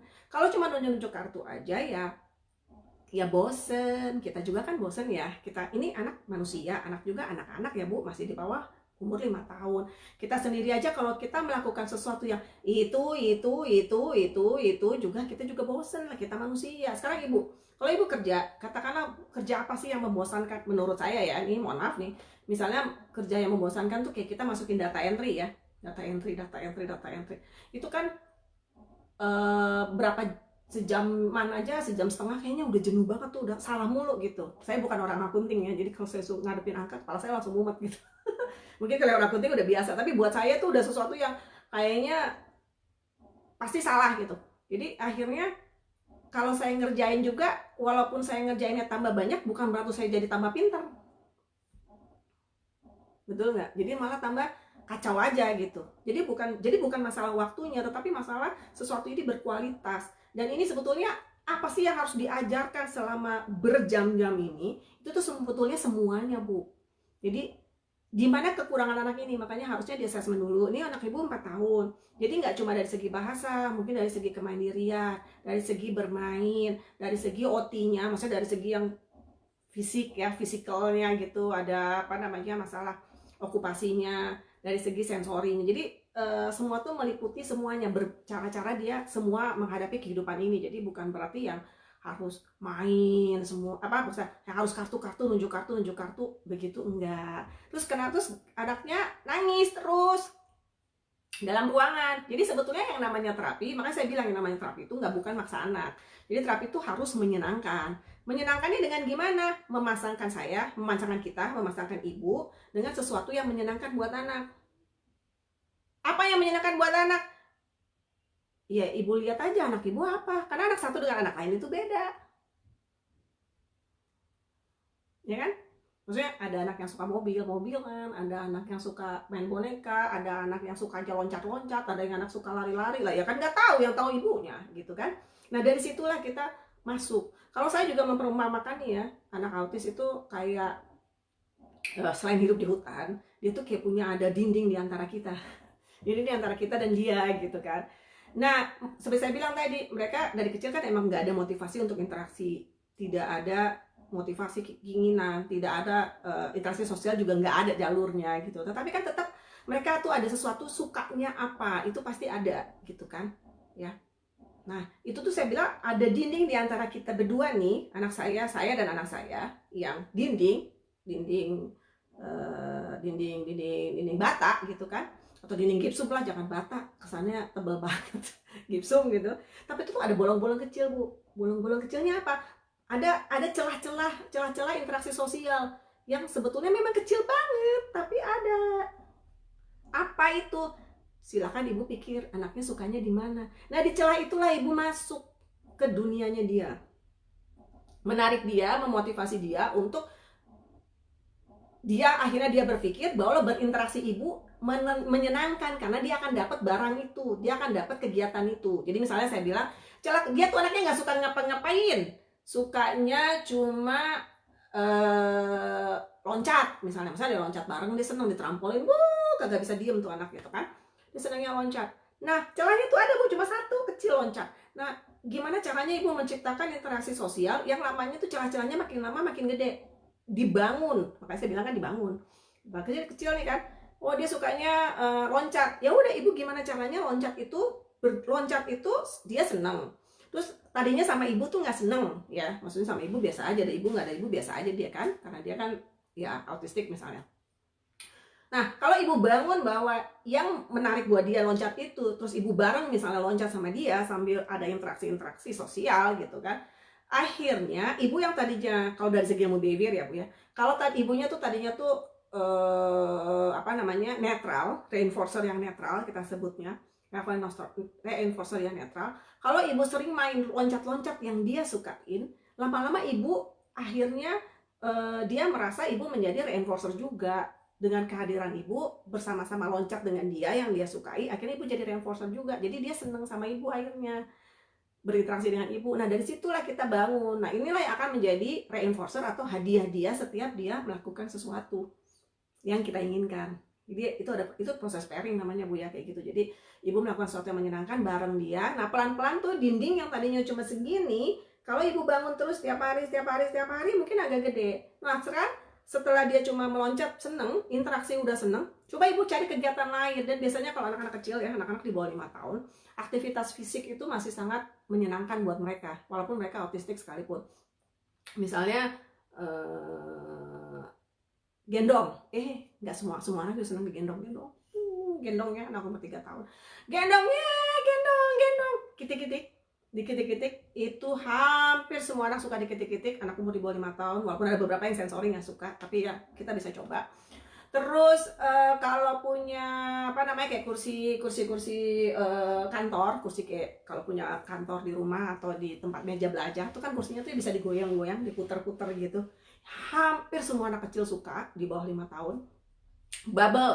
Bubble, hampir semua bubble anak-anak suka, walaupun pertama mungkin dia cuma ngeliatin aja cengok gitu ya, tapi kalau kita teruskan, kita main, wah rame heboh, lama-lama juga dia ikutan senyum. Mungkin bermain ciluk bak, bermain sederhana, cuma kepalanya ditutup pakai selimut buat yang ciluk bak, terus nanti bah, itu kan juga menyenangkan. Dan itu juga ngelatih Bu, interaksi, ngelatih kontak mata gitu ya, membangun kontak mata. Terus kayak misalnya kayak kalau anaknya suka musik, nyanyi bareng. Nyanyi itu bukan cuma sekedar nyanyi bareng, tetapi nyanyi harus bergantian. Jadi kayak cicak-cicak Didin, terus anaknya ngelakuin dik. Mungkin di awal anaknya nggak ngomong, belum bisa ngomong, tapi kalau ibu rutin terus dan anaknya itu jadi senang, memang anaknya senang musik, senang nyanyi, itu lama-lama dia ngikut Bu. Praktekkan, karena udah terbukti. Jadi gitu, celah-celah inilah harus kita cari. Kalau anaknya nggak suka apa, susah nggak apa, suka. Makanya suka kembali yang namanya reinforcer, biasanya reinforcernya primer, makanan. Biasanya larinya ke makanan, kalau emang anaknya mainan nggak bisa. Apalagi kalau mainan tuh kadang-kadang kan, kalau anak masih kecil, kadang-kadang kalau diminta balik, kalau kita mau kasih tugas kan diminta balik. Kadang-kadang anak kecil ini kan belum mengerti, akhirnya susah, terus rewel, nangis. Nah itu biasanya kalau untuk anak pemula tidak disarankan mainan, takutnya begitu. Tapi kalau anaknya udah ngerti bergantian sih nggak apa-apa. Terus yang berikutnya makanan, ya makanan saya bilang tadi. Terus kalau yang terpaksa makanan nggak suka, semua nggak suka, ya udahlah, mau nggak mau terpaksa lah, kayak itunya dia yang dia jadikan steaming. Tapi itu kalau yang udah terpaksa banget, ini nggak mau, udah dicoba sampai ibunya jumpalitan, ibunya cekikik, anaknya cuma bengong gitu ya. Tapi kelihatan anaknya sangat tertarik kepada sesuatu emang nggak umum, misalnya kayak sedotan yang digini-giniin, ya mungkin kita buka yang celahnya cuma setitik, dia dengan sedotan itu kita buka, nah pelan-pelan kita jadikan sesuatu yang menyenangkan, mungkin lama-lama akan kebuka gitu. Jadi gitu Bu, jadi dibangun pelan-pelan, terus akhirnya dia seneng ya. Tembok ini pelan-pelan dibangun, terus baru seperti targetnya 5 jam. Sekali lagi target itu bukan cuma tunjuk-tunjuk kartu ya Bu, jadi termasuk interaksi, termasuk bermain, termasuk ya itu tadi program mandiri, toilet training, makan, minum, bermain udah tadi ya, ya kayak gitulah, segala macam kehidupan dia, dan harus fun. Jadi kayak anak umur 4 tahun nggak harus juga Bu 5 jam duduk di meja 5 jam, tunjuk-tunjuk kartu 5 jam. Kita aja pening Bu, kalau disuruh suruh di meja mulu 5 jam Bu, saya aja pening. Coba Ibu, nih ada yang kerja kan? Ada yang kerja ya, saya juga dulu pernah kerja nih. Kerja dari jam 8 sampai jam 4 ya, setengah 5 lah zaman dulu tuh kan.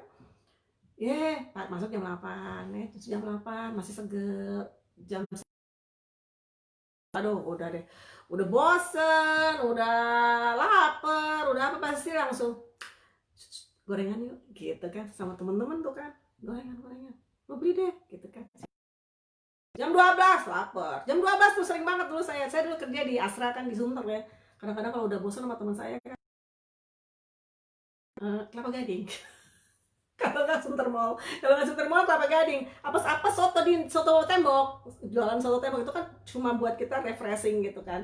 Tapi maksud saya memberikan bahwa anak-anak ini kan juga manusia, mereka tuh juga butuh sesuatu yang apa namanya, sesuatu yang ya nggak bisa gitu disuruh di meja terus gitu, apalagi umurnya juga belum gitu ya. Terus harus ada variasi, banyak lah yang harus kita bisa variasikan gitu ya. Ya Bu ya, jadi silakan Bu Rini, setengah jam, jadi setengah jam bukan berarti di meja, jadi langsung Ibu bisa main, apalagi umur 4 tahun nggak harus selalu di meja lah, walaupun nanti pelan-pelan kita giring untuk lebih lama di meja, tapi untuk di awal kita bikin dia senang dulu dengan prosesnya gitu. Malam Bu, visual schedule bisa dimulai dari usia berapa, dan dalam terapi rumah apakah waktunya harus tetap atau bisa fleksibel? Oke, kalau visual schedule sih sebetulnya sih kalau anaknya udah mulai ngerti gambar sih ya bisa diterapkan dari umur 3 tahunan, 4 tahunan gitu ya. Tergantung anaknya. Terus kemudian apakah harus terjadwal atau fleksibel? Ya ini sebetulnya sih kalau dibilang idealnya itu memang harus terjadwal Bu. Kan kita ngomong ideal ya. Saya juga kayak waktu dulu, maksudnya sebelum ada COVID ini, saya juga kayak Rehan ya, saya jadwalin dia pulang sekolah jam 4, jam 5, ya udah jam 5 paling lama setengah 6 gitu kita udah mulai gitu. Atau kalau saya ada kegiatan lain kepaksa jam 6 gitu kan. Udah mulai, karena jam 6, jam 7 kan waktunya juga mepet gitu sama jam dia tidur kan jam 8 gitu. Jadi ya sebisa mungkin dibikin jadwalnya tuh pas. Tetapi kan kalau kondisi saat ini seperti ini kadang-kadang agak repot. Jadi sebetulnya nih, mohon maaf, memang yang saya utarakan hari ini tuh sebetulnya lebih tips and strategi untuk kondisi yang tidak biasa seperti ini gitu ya. Jadi kalau yang kondisi normal saya rasa alangkah baiknya kalau memang ya dijadwalin idealnya ya. Ideal, kalau kita ngomong ideal ya Bu ya. Tapi tetap kalau kita kadang-kadang yang namanya terapi di rumah, saya pribadi kan maksudnya biasanya juga terapi rehan di rumah gitu kan, kalau saya jadwalin. Tapi kadang-kadang kan di hari-hari tertentu kan saya juga harus misalnya ada jemput kakaknya lah, atau ada acara kakaknya lah, dan itu kan harus di adjustable gitu ya, kita harus fleksibel juga. Kalau saya sih lebih prefer nih, kalau untuk ibu-ibu yang akhirnya menjadi terapis sendiri di rumah, itu kita ngitungnya per jam Bu. Jadi kita ngitungnya per minggu berapa jam target ibu. Jadi kalau misalnya hari itu saya nggak bisa karena ya kebetulan kan punya anak yang lain gitu ya, harus gini, harus gitu, harus gitu. Nah saya tuh lebih prefernya itu berapa lama, katakanlah target ibu 2 jam satu hari, terus cuma bisa 1 jam, 1 jamnya lagi ibu kumpulin di weekend. Jadi kita tuh targetnya tetap seminggu 10 jam, kalau saya ngitungnya begitu. Karena kan kita ya gimana ya, ini kan kondisi kita harus menjadi fleksibel, karena ya kita terapis juga, sementara kan kita juga punya anak lain yang harus diurus gitu ya, nggak cuma anak kita yang autis gitu kan, kasihan juga gitu. targetnya seminggu berapa? Misalnya seminggunya 10 jam atau seminggunya 20 jam. Kalau anak masih baru-baru saran saya sih 20-25 jam. Bener yang Ibu siapa tadi? Bu Rini tadi, 5 jam sehari itu udah pas tuh. Kalau yang anak-anak bener-bener yang baru-baru yang bener-bener masih pembentukan. Ya. Tapi kalau anak-anaknya udah kayak udah sekolah, kayak anak saya, dia udah sekolah, dia udah ada PR, udah segala macam, itu 10 jam aja. Tapi kebetulan anak saya juga masih jauh ya, jadi terus terang anak saya tuh dari segi bahasanya masih jauh dibanding umurnya. Kalau pelajaran dia sih sekolah sekarang di sekolah umum, tetapi kemampuan dia emang variatif. Jadi kalau kayak pelajaran matematika dia sama kayak teman-temannya, jadi bisa dia mah buat dia nggak susah gitu ya untuk kayak kali-kalian pecahan segala macem kita bisa ajarin dan dia bisa. Terus kayak bangsa spelling sesuatu, jadi anak saya tuh autistiknya tuh kalau sesuatu yang pasti-pasti dia tuh buat dia gampang, nggak terlalu susah. Tetapi sesuatu yang konsepnya abstrak, berbahasa abstrak itu yang susah. Jadi kalau yang pasti-pasti kayak matematika tuh kan pasti ya, mau sampai kapan juga kali-kalian mau begitu-gitu aja pecahan gitu, dia buat dia nggak susah. Tetapi kalau misalnya termasuk juga kayak spelling dikte gitu kan, dia mah bisa nggak susah buat dia, dikasih serat dikit aja langsung dia udah bisa semua gitu ya. Tetapi kalau yang hal-hal yang berhubungan dengan ya itu bahasa, waduh garuk-garuk emaknya juga, walaupun bisa dia ya saya juga pusing karena ya kondisi dia yang autis ya, kita harus mengerti. Dan itu dengan kondisi seperti itu pun saya tetap menargetkan dia. Memang bagusnya tuh terapi ABA-nya tuh tetap 10 jam seminggu, jadi sehari 2 jam. Tapi ya terus terang sehari 2 jam agak susah karena dia kan juga ada PR. Jadi ya paling saya pindahin ke weekend tuh juga saya bagi-bagi aja gitu, nggak harus yang 3 jam langsung gitu. Aduh kepala saya juga pening ya, karena kan harus ngurus yang kakak dan abangnya juga. Jadi akhirnya ya sejam istirahat dulu, ngapain keluarga gitu ya, terus lanjutin lagi gitu lah. Jadi lebih fleksibel gitu. Tapi jadi fleksibel tapi target terlampaui, target tuh tercapai. Tapi kalau anak ibu masih kecil banget, anak Bu Susilawati, saran saya sih harus lebih inilah, maksudnya lebih rutin lah gitu. Kalau si Rehan kan udah agak gede dan dia udah lumayan ngerti gitu kan, jadi nggak usah harus yang terlalu. Jadi dia nggak ada masalah kalau saya bilang jam berapapun, saya bilang dek yuk sama mama, dia mah nurut aja ngikut gitu. Tapi kalau anak yang lebih kecil kan mungkin lebih, karena belum terbiasa jadinya lebih resisten, problem behavior dan sebagainya. Nah itu yang harus kita hindari. Oke, pertanyaan berikutnya Bu Rahim Masari. Bu, kalau anak saya suka menghindar, bagaimana caranya Bu? Udah saya siapkan kartu, pas mau mending dia menjauhi saya. Saya coba lagi dia ngamuk Bu. Gimana biar dia mau ya Bu? Pengennya dia pegang kartu, kalau dia megang kan dia jadi fokus dulu. Anak saya suka banget kartu hewan-hewan. Diliatin aja kartu-kartu lama, padahal dia hafal semua walaupun vokalnya belum banyak keluar. Oke. Jadi sebetulnya ini sama kan ini Bu Rahima udah ngomong mending ya. Jadi maksudnya mending itu adalah dia meminta sesuatu konsepnya, terus dia harus vokal. Apalagi untuk awal kita lebih prefer dia vokal, terus dia ngasih ya, kita ngasih barangnya apa yang dia minta ya. Nah ibu juga harus ingat bahwa seperti saya bilang, konsep bahwa dia harus datang minta barang itu di dia tuh gak ada ya. Dan mending ini kalau yang udah ngerti tentang verbal behavior ya, mending dan intraverbal adalah dua konsep yang sangat susah buat anak autisme. Nah ini udah sangat tipikal, sangat ciri dari autisme.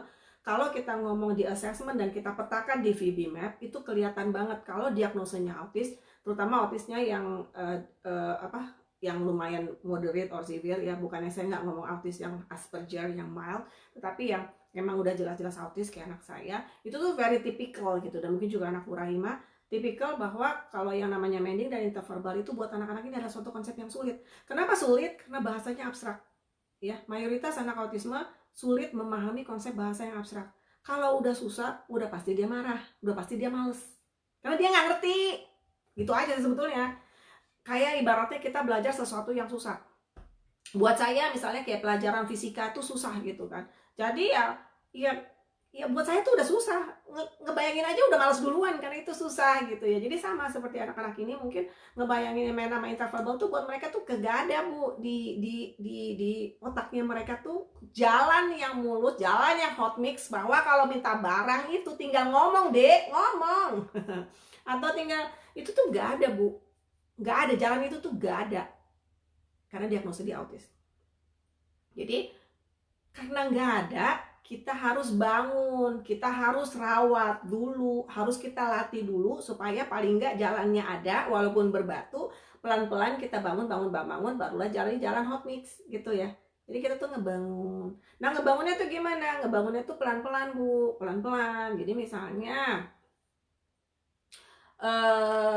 ya tadi pertama harus ada pairing sama internal control ya Bu ya. Pairing memasangkan ibu dengan sesuatu yang menyenangkan. Kalau ibu memasangkan ibu dengan sesuatu yang sini mamanya semua ambil, terus kamu kalau ngomong kartu, kamu maksudnya kartunya mama pegang semua, terus kamu harus ngomong, kalau enggak ibu kalau enggak ibu kasih, misalnya gitu. Itu bukan pairing namanya, itu artinya ngancep. Ya. Pairing itu adalah memasangkan ibu dengan sesuatu yang menyenangkan sebuah anak, termasuk dalam proses mending ini juga harus, kan seperti saya bilang tadi, jalannya tuh nggak ada Bu, dia nggak ngerti kalau dia harus minta barang ini harus kalau minta barang tuh tinggal ngomong, barangnya terus dapet. Itu tuh di konsep anak autis, di otaknya tuh tidak ada, ya nggak ada, dan memang latihnya susah. Nah terus jadi pelan-pelan, jadi ibu kasih gratis dulu, jadi biar anak senang dulu. Jadi kuncinya tuh sebetulnya apa? Kuncinya tuh biar anak senang aja dulu, berinteraksi dulu. Jadi dia bermain sama ibu, senang dulu, interaksi dulu. Jadi mending ini prosesnya gratis dulu, ngebangun jalan ini dulu Bu, ngebangun kepada anak bahwa kalau minta barang tinggal datang ke ibu loh. Kalau pengen sesuatu tinggal datang ke ibu, nanti ibu kasih. Itu dulu, anaknya jangan disuruh ngomong dulu, itu dulu dibangun. Itu dulu dibangun ya, dibangun. Oh jadi kalau saya, jadi anak tuh mulai mikir, oh kalau saya pengen sesuatu tinggal berinteraksi aja, datang ke ibu gitu ya. Ya kasih gratis, sambil ibu pasangkan ini dengan kata-katanya binatang-binatangan itu apa, misalnya sapi gitu ya. Oh ada mau sapi nih, sapi gitu, ibu kasih satu sampai dia selesai gitu loh. Jadi ada proses itu dulu. Nah setelah itu kita lihat, nah targetnya ini juga harus, targetnya juga pas. Seperti kata ibu kan, anak ibu kan belum vokal ya, walaupun vokalnya sekali-sekali muncul. Nah itu targetnya tuh apa Bu? Targetnya tuh harus yang dia udah bisa capai dulu. Kalau ngomong sapi kan susah ya, ngomong sapi susah gitu. Nah ibu harus cari sesuatu yang memang memasangkan sapi dengan bunyi itu, yang anak mungkin udah bisa ngomongnya, atau mungkin babingnya udah ada, terus bunyi-bunyinya mirip-mirip sapi gitu. Nah ini mungkin sih dibahas di depan-depan lagi sih Bu ya, dibahas di hari apa ya, tuh ada yang gimana membangun anak. Minggu depan kan Aba Fibi memulai terapi Aba Fibi di rumah gitu. Jadi sebetulnya ini banyak dijawab di minggu-minggu ke depan sih ya. Oke Bu Ian, Bu Ruri, untuk anak 1,5 tahun terapi apa yang baik dimulai duluan? Anak belum vokal. Kalau saya sih terapi yang duluan adalah, silakan ibu kalau ada terapi Aba Fibi ya Bu, dan juga mungkin perlu sensori integrasi atau terapi OT-nya. Karena kan biasanya anak-anak ini kan memiliki masalah dengan muscle tone ya, dengan pergerakan otot, dengan secara sensori mereka tuh juga bermasalah. Jadi mungkin butuh bantuan terapis okupasi atau sensori integrasinya. Terus sebetulnya kalau Aba Fibi itu anak mulai yang baru ketahuan begini, ini tuh juga bagus gitu. Karena apa? Karena kita tuh kayak gini nih Bu ya, nih ibaratnya kayak gini nih Bu ya. Nih, makin kecil anak, perbedaan dengan temennya itu makin sedikit. Selisih dia sama teman-temannya gitu ya. Yang harus dia kejar itu kan makin dikit ya Bu ya. Makin kecil tuh makin dikit. Nah, kalau semakin kecil ibu mengajarkan kemampuan, anak belajar dari mana sih Bu? Anak belajar tuh dari imitasi, betul nggak? Anak kecil, bayi, dia liatin ya, dia punya kemampuan. Jangan lupa anak autis nggak punya kemampuan imitasi, emang dari sananya ya, ataupun kalaupun ada itu terbatas. Nah kalau anak normal ya, gimana dia belajar? Dari imitasi. Jadi kan dia liatin mimi gitu kan, oh mimi, oh mamanya bilang oh mimi itu maksudnya minum gitu ya. Terus cucu, oh kalau ngomong susu tuh, kalau pengen yang itu minum susu, aku tinggal ngomong susu gitu. Dia imitasi tuh, dia mengikuti, dia imitasi lingkungan sekitar, akhirnya timbulnya bahasa ya. Nah anak-anak ini kan nggak punya kemampuan imitasi, Kalau kemampuan itu bisa diajarkan sejak dini, sejak umur 1,5 tahun katakanlah, tentu kemampuan dia imitasi spontan, kemampuan dia berinteraksi sosial dengan orang lain itu makin dini diajarin, itu kan, dan dia makin spontan, dia kan berarti kalau udah spontan, anak berarti bisa belajar langsung dari lingkungan. Betul kan Bu? Itu kan tujuan utama kita sebetulnya itu. Ya kan? Anak bisa langsung belajar dari lingkungan. Nah, kalau diajarin semakin kecil, yang pertama gap dengan temennya juga masih sedikit, untuk catching up-nya lebih cepat. Nah, terus kemudian ininya pun juga dia udah punya di sini, berarti kan otomatis dia udah bisa, semoga ke depannya dia bisa belajar sendiri, gak harus semuanya diajarin gitu, semoga. Sekali lagi, tingkat keberhasilan, jadi gini Bu ya, tingkat keberhasilan intervensi autisme itu tergantung dari, yang pertama adalah derajat autismenya. Kita nggak bisa pungkiri derajat autisme adalah suatu spektrum yang spektrumnya jauh, bisa dari sini, bisa di sini. Ya, ini kalau kita bilang normal di atas, yang kurang normal di bawah misalnya ya. Derajat autisme tuh bisa dari yang berat sampai yang ringan. Ya, yang ringan ini dicolek dikit, dia udah naik. Lah kalau yang di sini memang udah dari sananya berat, ya otomatis kesini aja udah jauh lebih bagus gitu loh. Jadi tetap ada namanya derajat autisme gitu. Jadi tergantung derajat autisme, tergantung juga intelijensia. Ya, anak autisme sama seperti anak-anak normal memiliki intelijensia. Jadi ada anak yang ibaratnya intelijensianya bagus, otomatis lebih gampang diajarin daripada anak yang mungkin sayangnya intelijensinya kurang gitu ya. Itu mah dari sononya, jadi jangan ditanya, ya kan? Terus yang berikutnya adalah mulai usia intervensi. Semakin dini intervensi semakin bagus. Seperti saya bilang tadi, semakin dini tuh kan beda sama temennya tuh makin dikit ya, makin beda keterampilan yang harus dipelajarin tuh dikit banget. Udah gitu, kalau dia dari kecil udah bisa seperti tadi, kemampuan spontannya semua dia udah keluar di usia yang dini, otomatis dia kesempatan dia untuk belajar hal-hal yang sendiri gitu ya dari lingkungan semakin gede dong, ya kan, dibanding misalnya udah umur segini diajarin lah beda sama temennya aja udah segini ya, ini ketinggalannya kan ngejar aja udah setengah mati. Belum lagi kalau kita ngomong tentang perkembangan otak ya, saya nggak ngerti, saya bukan dokter. Maksudnya perkembangan otak sampai berapa, umur berapa maksimum dan sebagainya kan udah pasti ada kapasitasnya ya. Terus kemudian, nah yang ketiga adalah intervensi yang efektif. Ya, jadi kalau intervensinya salah, jadinya juga nggak maksimal gitu. Jadi itulah yang mempengaruhi ya Bu ya. Jadi kalau saya pribadi diseriusin dari sekarang Bu, bodoh amat orang mau ngomong ya nih ya, bodoh amat orang mau ngomong, lo kamu tuh ini banget sih, ketakutan banget sih, masih 1,5 tahun, cowok itu biasa nggak ngomong, ya bodoh amat orang mau ngomongin mau apa, yang penting anak kita. Syukur-syukur kalau kita terlalu khawatir, itu lebih bagus daripada kita santai-santai, toto anak udah 5 tahun udah gede nggak bisa apa-apa, ya kan, umur nggak bisa balik. Kalau kita khawatir dari sekarang kan enak, maksudnya ya udah, memang mungkin ternyata anak ibu terbukti tidak autis, mungkin karena ada faktor lain ya menyebabkan terlambat bicara atau ada gejala-gejalanya yang mirip-mirip autis ya, ada faktor lain saya nggak tahu. Tetapi kan ya udah, ibu terlalu serius nggak apa-apa, tapi kan nanti umur berapa dia insya Allah bisa ngejar temen-temennya, ya udah kan kesananya enak daripada ibu santai-santai dengerin orang kan biasa gitu ya. Alah masih 1,5 tahun, enggak, dia nggak autis, normal, anak laki-laki, hiper, normal, soalnya nggak bisa ngomong juga, ntar sekolahin aja, ntar juga dia bisa ngomong sendiri. Lah iyalah kalau dia anak normal di sekolahin bisa sendiri, anak autis di sekolahin kagak punya bahasa, nggak punya kemampuan imitasi, nggak punya kemampuan mengikuti instruksi, buyar, kagak bisa belajar sama sekali. Enggak, beda, ya kan? Tapi nggak apa-apa, ibu khawatir sekarang bagus tuh, jadi kesempatan kedepannya jauh lebih bagus.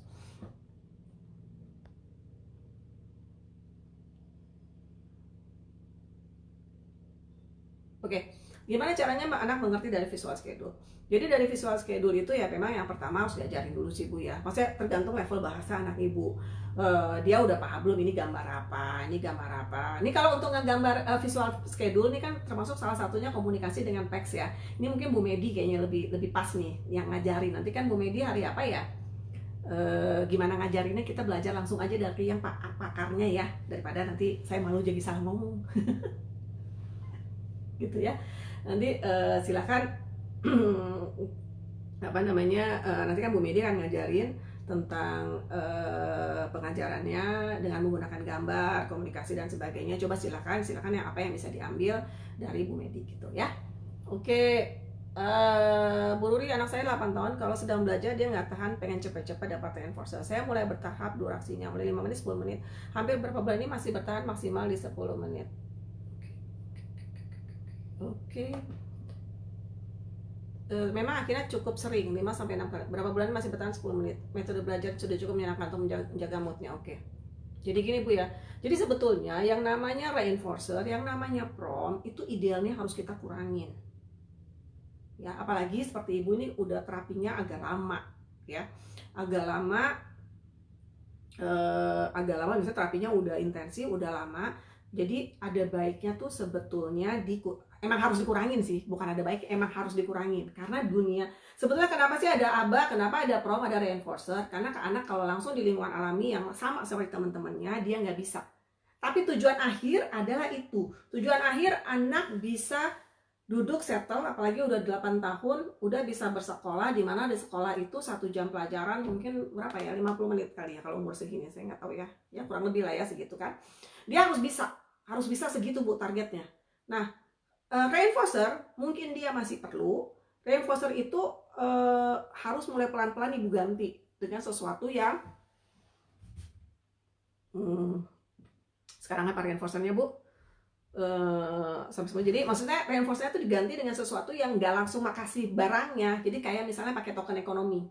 Ini saya nggak tahu level bahasa anak Ibu seperti apa, tapi saya rasa kalau anaknya udah bisa kerja seperti ini, berarti dia udah paham juga dengan konsep token ekonomi. Jadi dia dapat reinforcer juga, tapi reinforcernya bukan langsung yang dikasih yang makan, yang apa seperti biasanya, tetapi bentuknya tuh token ekonomi, ngumpulin bintang Bu, 5 bintang baru dapat makanannya apa, 5 bintang baru dapat boleh main apa gitu. Karena ini akhirnya, karena token ekonomi ini kalau anak-anak TK atau SD yang masih kelas-kelas bawah, ini nih masih banyak, itu memang token ekonomi dipakai di sekolah-sekolah gitu. Jadi maksudnya reinforcer ini kenapa sih harus makanan, kenapa sih harus mainan? Karena mereka belum mengerti reinforcer yang berbentuk sosial, yang kayak di lingkungan, kayak pujian, kayak token ekonomi, kayak yang oh iya reinforcernya tapi besok gitu. Nah mereka belum ngerti kan, makanya dikasih reinforcernya tuh sekarang untuk memperkuat behavior, bahwa ada instruksi terus ada respons, kita kasih reinforcernya sekarang. Tetapi reinforcer ini harusnya pelan-pelan dikurangin, karena tujuan akhir adalah apa?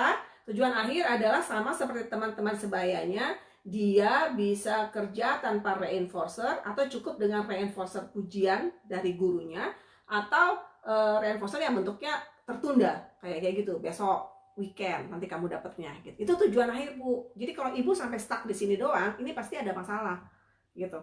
Nah inilah yang harus kita coba observasi, atau kita ganti pelan-pelan perantara tokennya dengan yang namanya token ekonomi itu.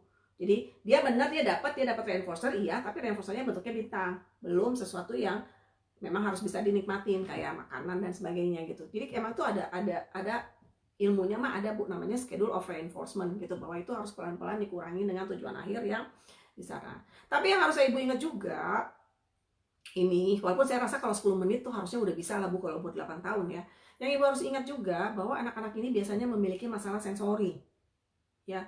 Jadi kenapa dia nggak bisa duduk diam? Karena itu badan dia yang menyuruh dia untuk bergerak, untuk bergerak gitu. Jadi badan dia tuh butuh bergerak. Jadi mungkin itulah yang perlu di Ibu lihat gitu, berapa lama dia bisa duduk diam. Jadi jangan-jangan setelah 10 menit itu dia boleh jalan, tapi jalannya cuma ya udah sebentar aja, terus dia harus fokus lagi gitu. Jadi reinforcernya jangan-jangan harus bentuknya gerakan gitu, karena badan dia tuh butuh gerak. Ini ilmunya sensori integrasi sih, terapis okupasi. Sayangnya nggak tahu deh nanti ada nggak terapis okupasi yang bisa menjelaskan ini. Saya juga bisa ngejelasin sih, cuma nanti kalau nggak pas nanti saya diketawain lagi. Ya saya ngerti juga sih. Jadi maksudnya harus ada pengaturan dari kayak interaksi, pengaturan dari bahwa dia memang cuma kuat duduk misalnya. Tapi kalau 10 menit mah enggak, Mbak. Harusnya lebih sih, Bu. Paling enggak 20 menit.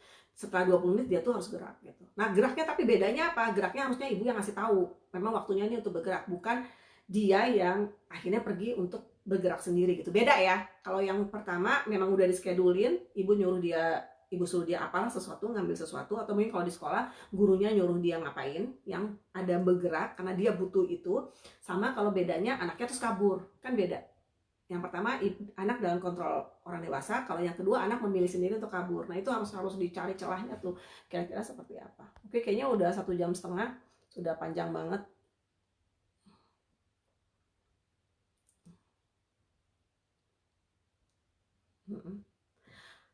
Oke, Bu Melia Trastania, saya umur 5 tahun, belum verbal, toilet training belum lulus, asal lepas pampers segak berasa kalau mau pipis. Oke, jadi ini toilet training.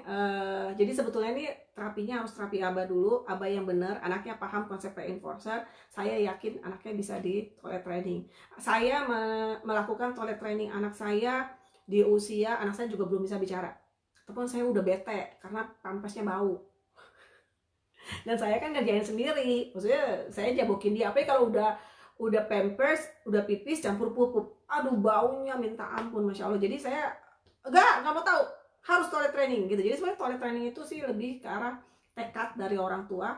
Terus kemudian kita tahu teknik ABA yang benar, bahwa ada A, ada B, ada C, ada behavior, ada konsekuensinya, dia dapat reinforcernya. Pasti bisa sih, Bu.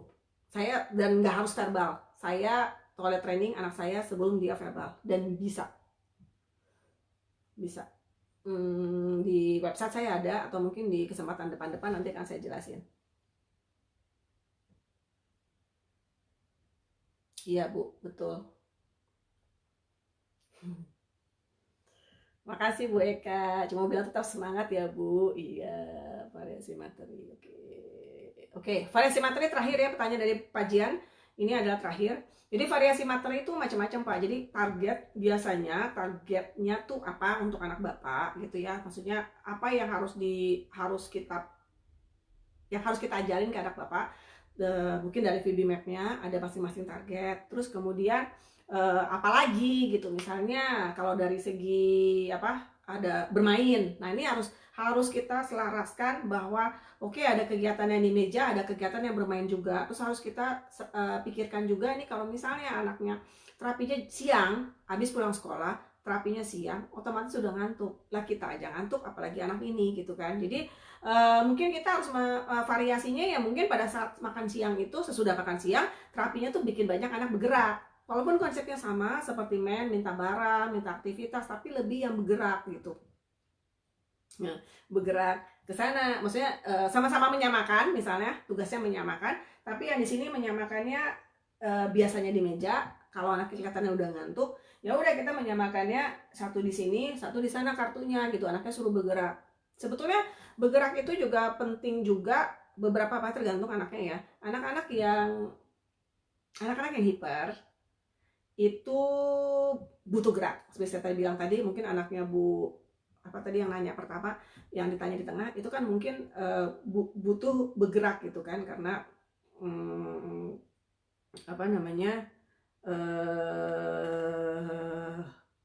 butuh bergerak, bahwa dia ada waktu tertentu yang maksimum dia bisa duduk, sisanya tuh dia harus gerak. Kalau nggak gerak, tapi lebih baik kita yang menschedulkan dia gerak daripada dia yang memilih untuk keluar sendiri, karena secara profil sensori memang dia nggak kuat untuk duduk lama ya. Jadi sebetulnya kalau kayak gitu tuh, dari segi behavior kita buat dia fokus untuk cukup waktu tertentu, tetapi sebetulnya ada profil sensori dia yang sebetulnya emang nggak bisa dihindari, dia harus gerak. Jadi gitu loh. Jadi kita harus ketemu di tengah. Kemudian juga itu kalau anak yang hiper. Anak yang hipo, ini anak autis nggak semuanya hiper loh ya, sebagian hipo kayak anak saya. Itu kalau gerak dengan sesuatu yang dia suka, dia itu on. Ngerti nggak on? Dan kalau terapi dia on, itu lebih gampang. Onnya dari mana kelihatan? Matanya. Coba liatin ibu-ibu, bapak-bapak, kalau kita sedang berinteraksi dengan tugas yang paling sederhana. Misalnya kita titik-titik gitu ya, titik-titik, dan kebetulan anak menyukainya, titik-titik, itu bisa lihat loh, matanya hidup. Bisa tau nggak? Matanya tuh gak blank, matanya hidup. Itu dia on. Kalau matanya hidup, bapak ajarin, bapak tanya, ya bapak ibu tanya, itu dia on. Itu pasti lebih lebih cepat dia nangkep, karena dia on. Kalau bapak ibu, kalau saya ini termasuk, saya memperhatikan ya, maksudnya setelah setelah sekarang gitu, saya perhatiin kalau orang lain kan, kalau autis kan banyak yang sebetulnya perkembangan normal ya, sampai umur 18 sampai 24 bulan something happening gitu, kita nggak tahu, tiba-tiba anaknya jadi mundur autis gitu kan. Nah, ini nih apa namanya? Taunya autis tuh dari mana gitu. Tahunya tuh matanya tuh hilang, redup matanya tuh hilang. Saya juga pertama kali nggak ngerti banget anak saya autisnya tuh di usia berapa, tapi akhirnya saya ngeliatin lagi foto-foto dia kan, foto-foto dia waktu dia masih 18 sampai 20 bulan. Itu sampai di kapan saya motonya tuh mulai susah. Waktu masih bayi tuh gampang banget, Ren gitu ya, ceklik gitu ya, dia ketawa apa segala bagus-bagus. Begitu udah 18 ke atas, itu mulai makin susah, makin susah, makin susah nangkepnya matanya itu ya. Jadi kalau semakin kita banyak berinteraksi sosial, jadi barulah ketahuan tuh si Arehan tuh mulai autis umur berapa gitu kan. Sama, coba perhatiin nih anak-anak bapak ibu. Terus kemudian semakin banyak kita berinteraksi sosial yang dia suka ya, yang dia suka, matanya tuh hidup. Itu kalau dia udah matanya hidup, ibu kasih terapi atau kasih masukin sesuatu cepet. Tuh gimana cara kita bikin mata dia hidup terus? Maksudnya paling nggak, bukan hidup terus, paling nggak makin lama gitu. Di awal mungkin cuma sebentar, tapi itu kalau kita interaksi sosial makin perbanyak, kita perbanyak interaksi yang buat dia menyenangkan, itu matanya makin hidup. Jadi dia tuh kayak, bukan kayak robot yang kayaknya kalau jawab tuh asal jawab, tapi yang benar-benar yang oke, dia ngeh pertanyaannya ini, jawabnya ini. Gitu kira-kira. Oke, kayaknya udah lama 1,5 jam lebih kita bersama, dan kayaknya mungkin udah bosen kali ya lihat saya apa namanya, kita ketemu lagi minggu depan membahas yang lain lagi. Ini mungkin nanti membahas yang lain lagi yang mungkin cocok dengan pertanyaan hari ini, yaitu mengenai terapi ABA, FIBI, gimana membuat anak bisa bicara, gimana lebih detailnya lagi apa itu ABA, FIBI. Terus hal-hal lain yang berhubungan dengan terapi itu sendiri, gimana memulai terapi di rumah dan sebagainya. Kalau hari ini kan sebetulnya lebih ke arah yang memang apa namanya, untuk ini ya, untuk yang suasana COVID gitu, karena ini very urgent gitu. Terus kemudian kita tunggu lagi narasumber yang lain yang luar biasa. Alhamdulillah kemarin ada Pak Zul, kemudian ada Bu Anti, ada Bu Kurniati, ada Bu Kunti, ada Bu Medi, ada Pak Imron, ada Bu Eni. Jadi banyak sekali ilmu-ilmu yang silakan diserap baik-baik semuanya, langsung tanyakan kepada ahlinya. Silahkan, kita ya sesama orang tua kita saling berbagi aja gitu ya. Oke, terima kasih atas kehadirannya. Mohon maaf kalau ada salah-salah kata. Kadang-kadang saya ini terlalu heboh. Kadang-kadang saya terlalu apa namanya, terlalu bersemangat. Kadang-kadang mungkin suka ngelantur-ngelantur ngomongnya. Oke, terima kasih perhatiannya. Semoga bermanfaat. Jumpa lagi kita minggu depan. Wassalamualaikum warahmatullahi wabarakatuh. Bye bye.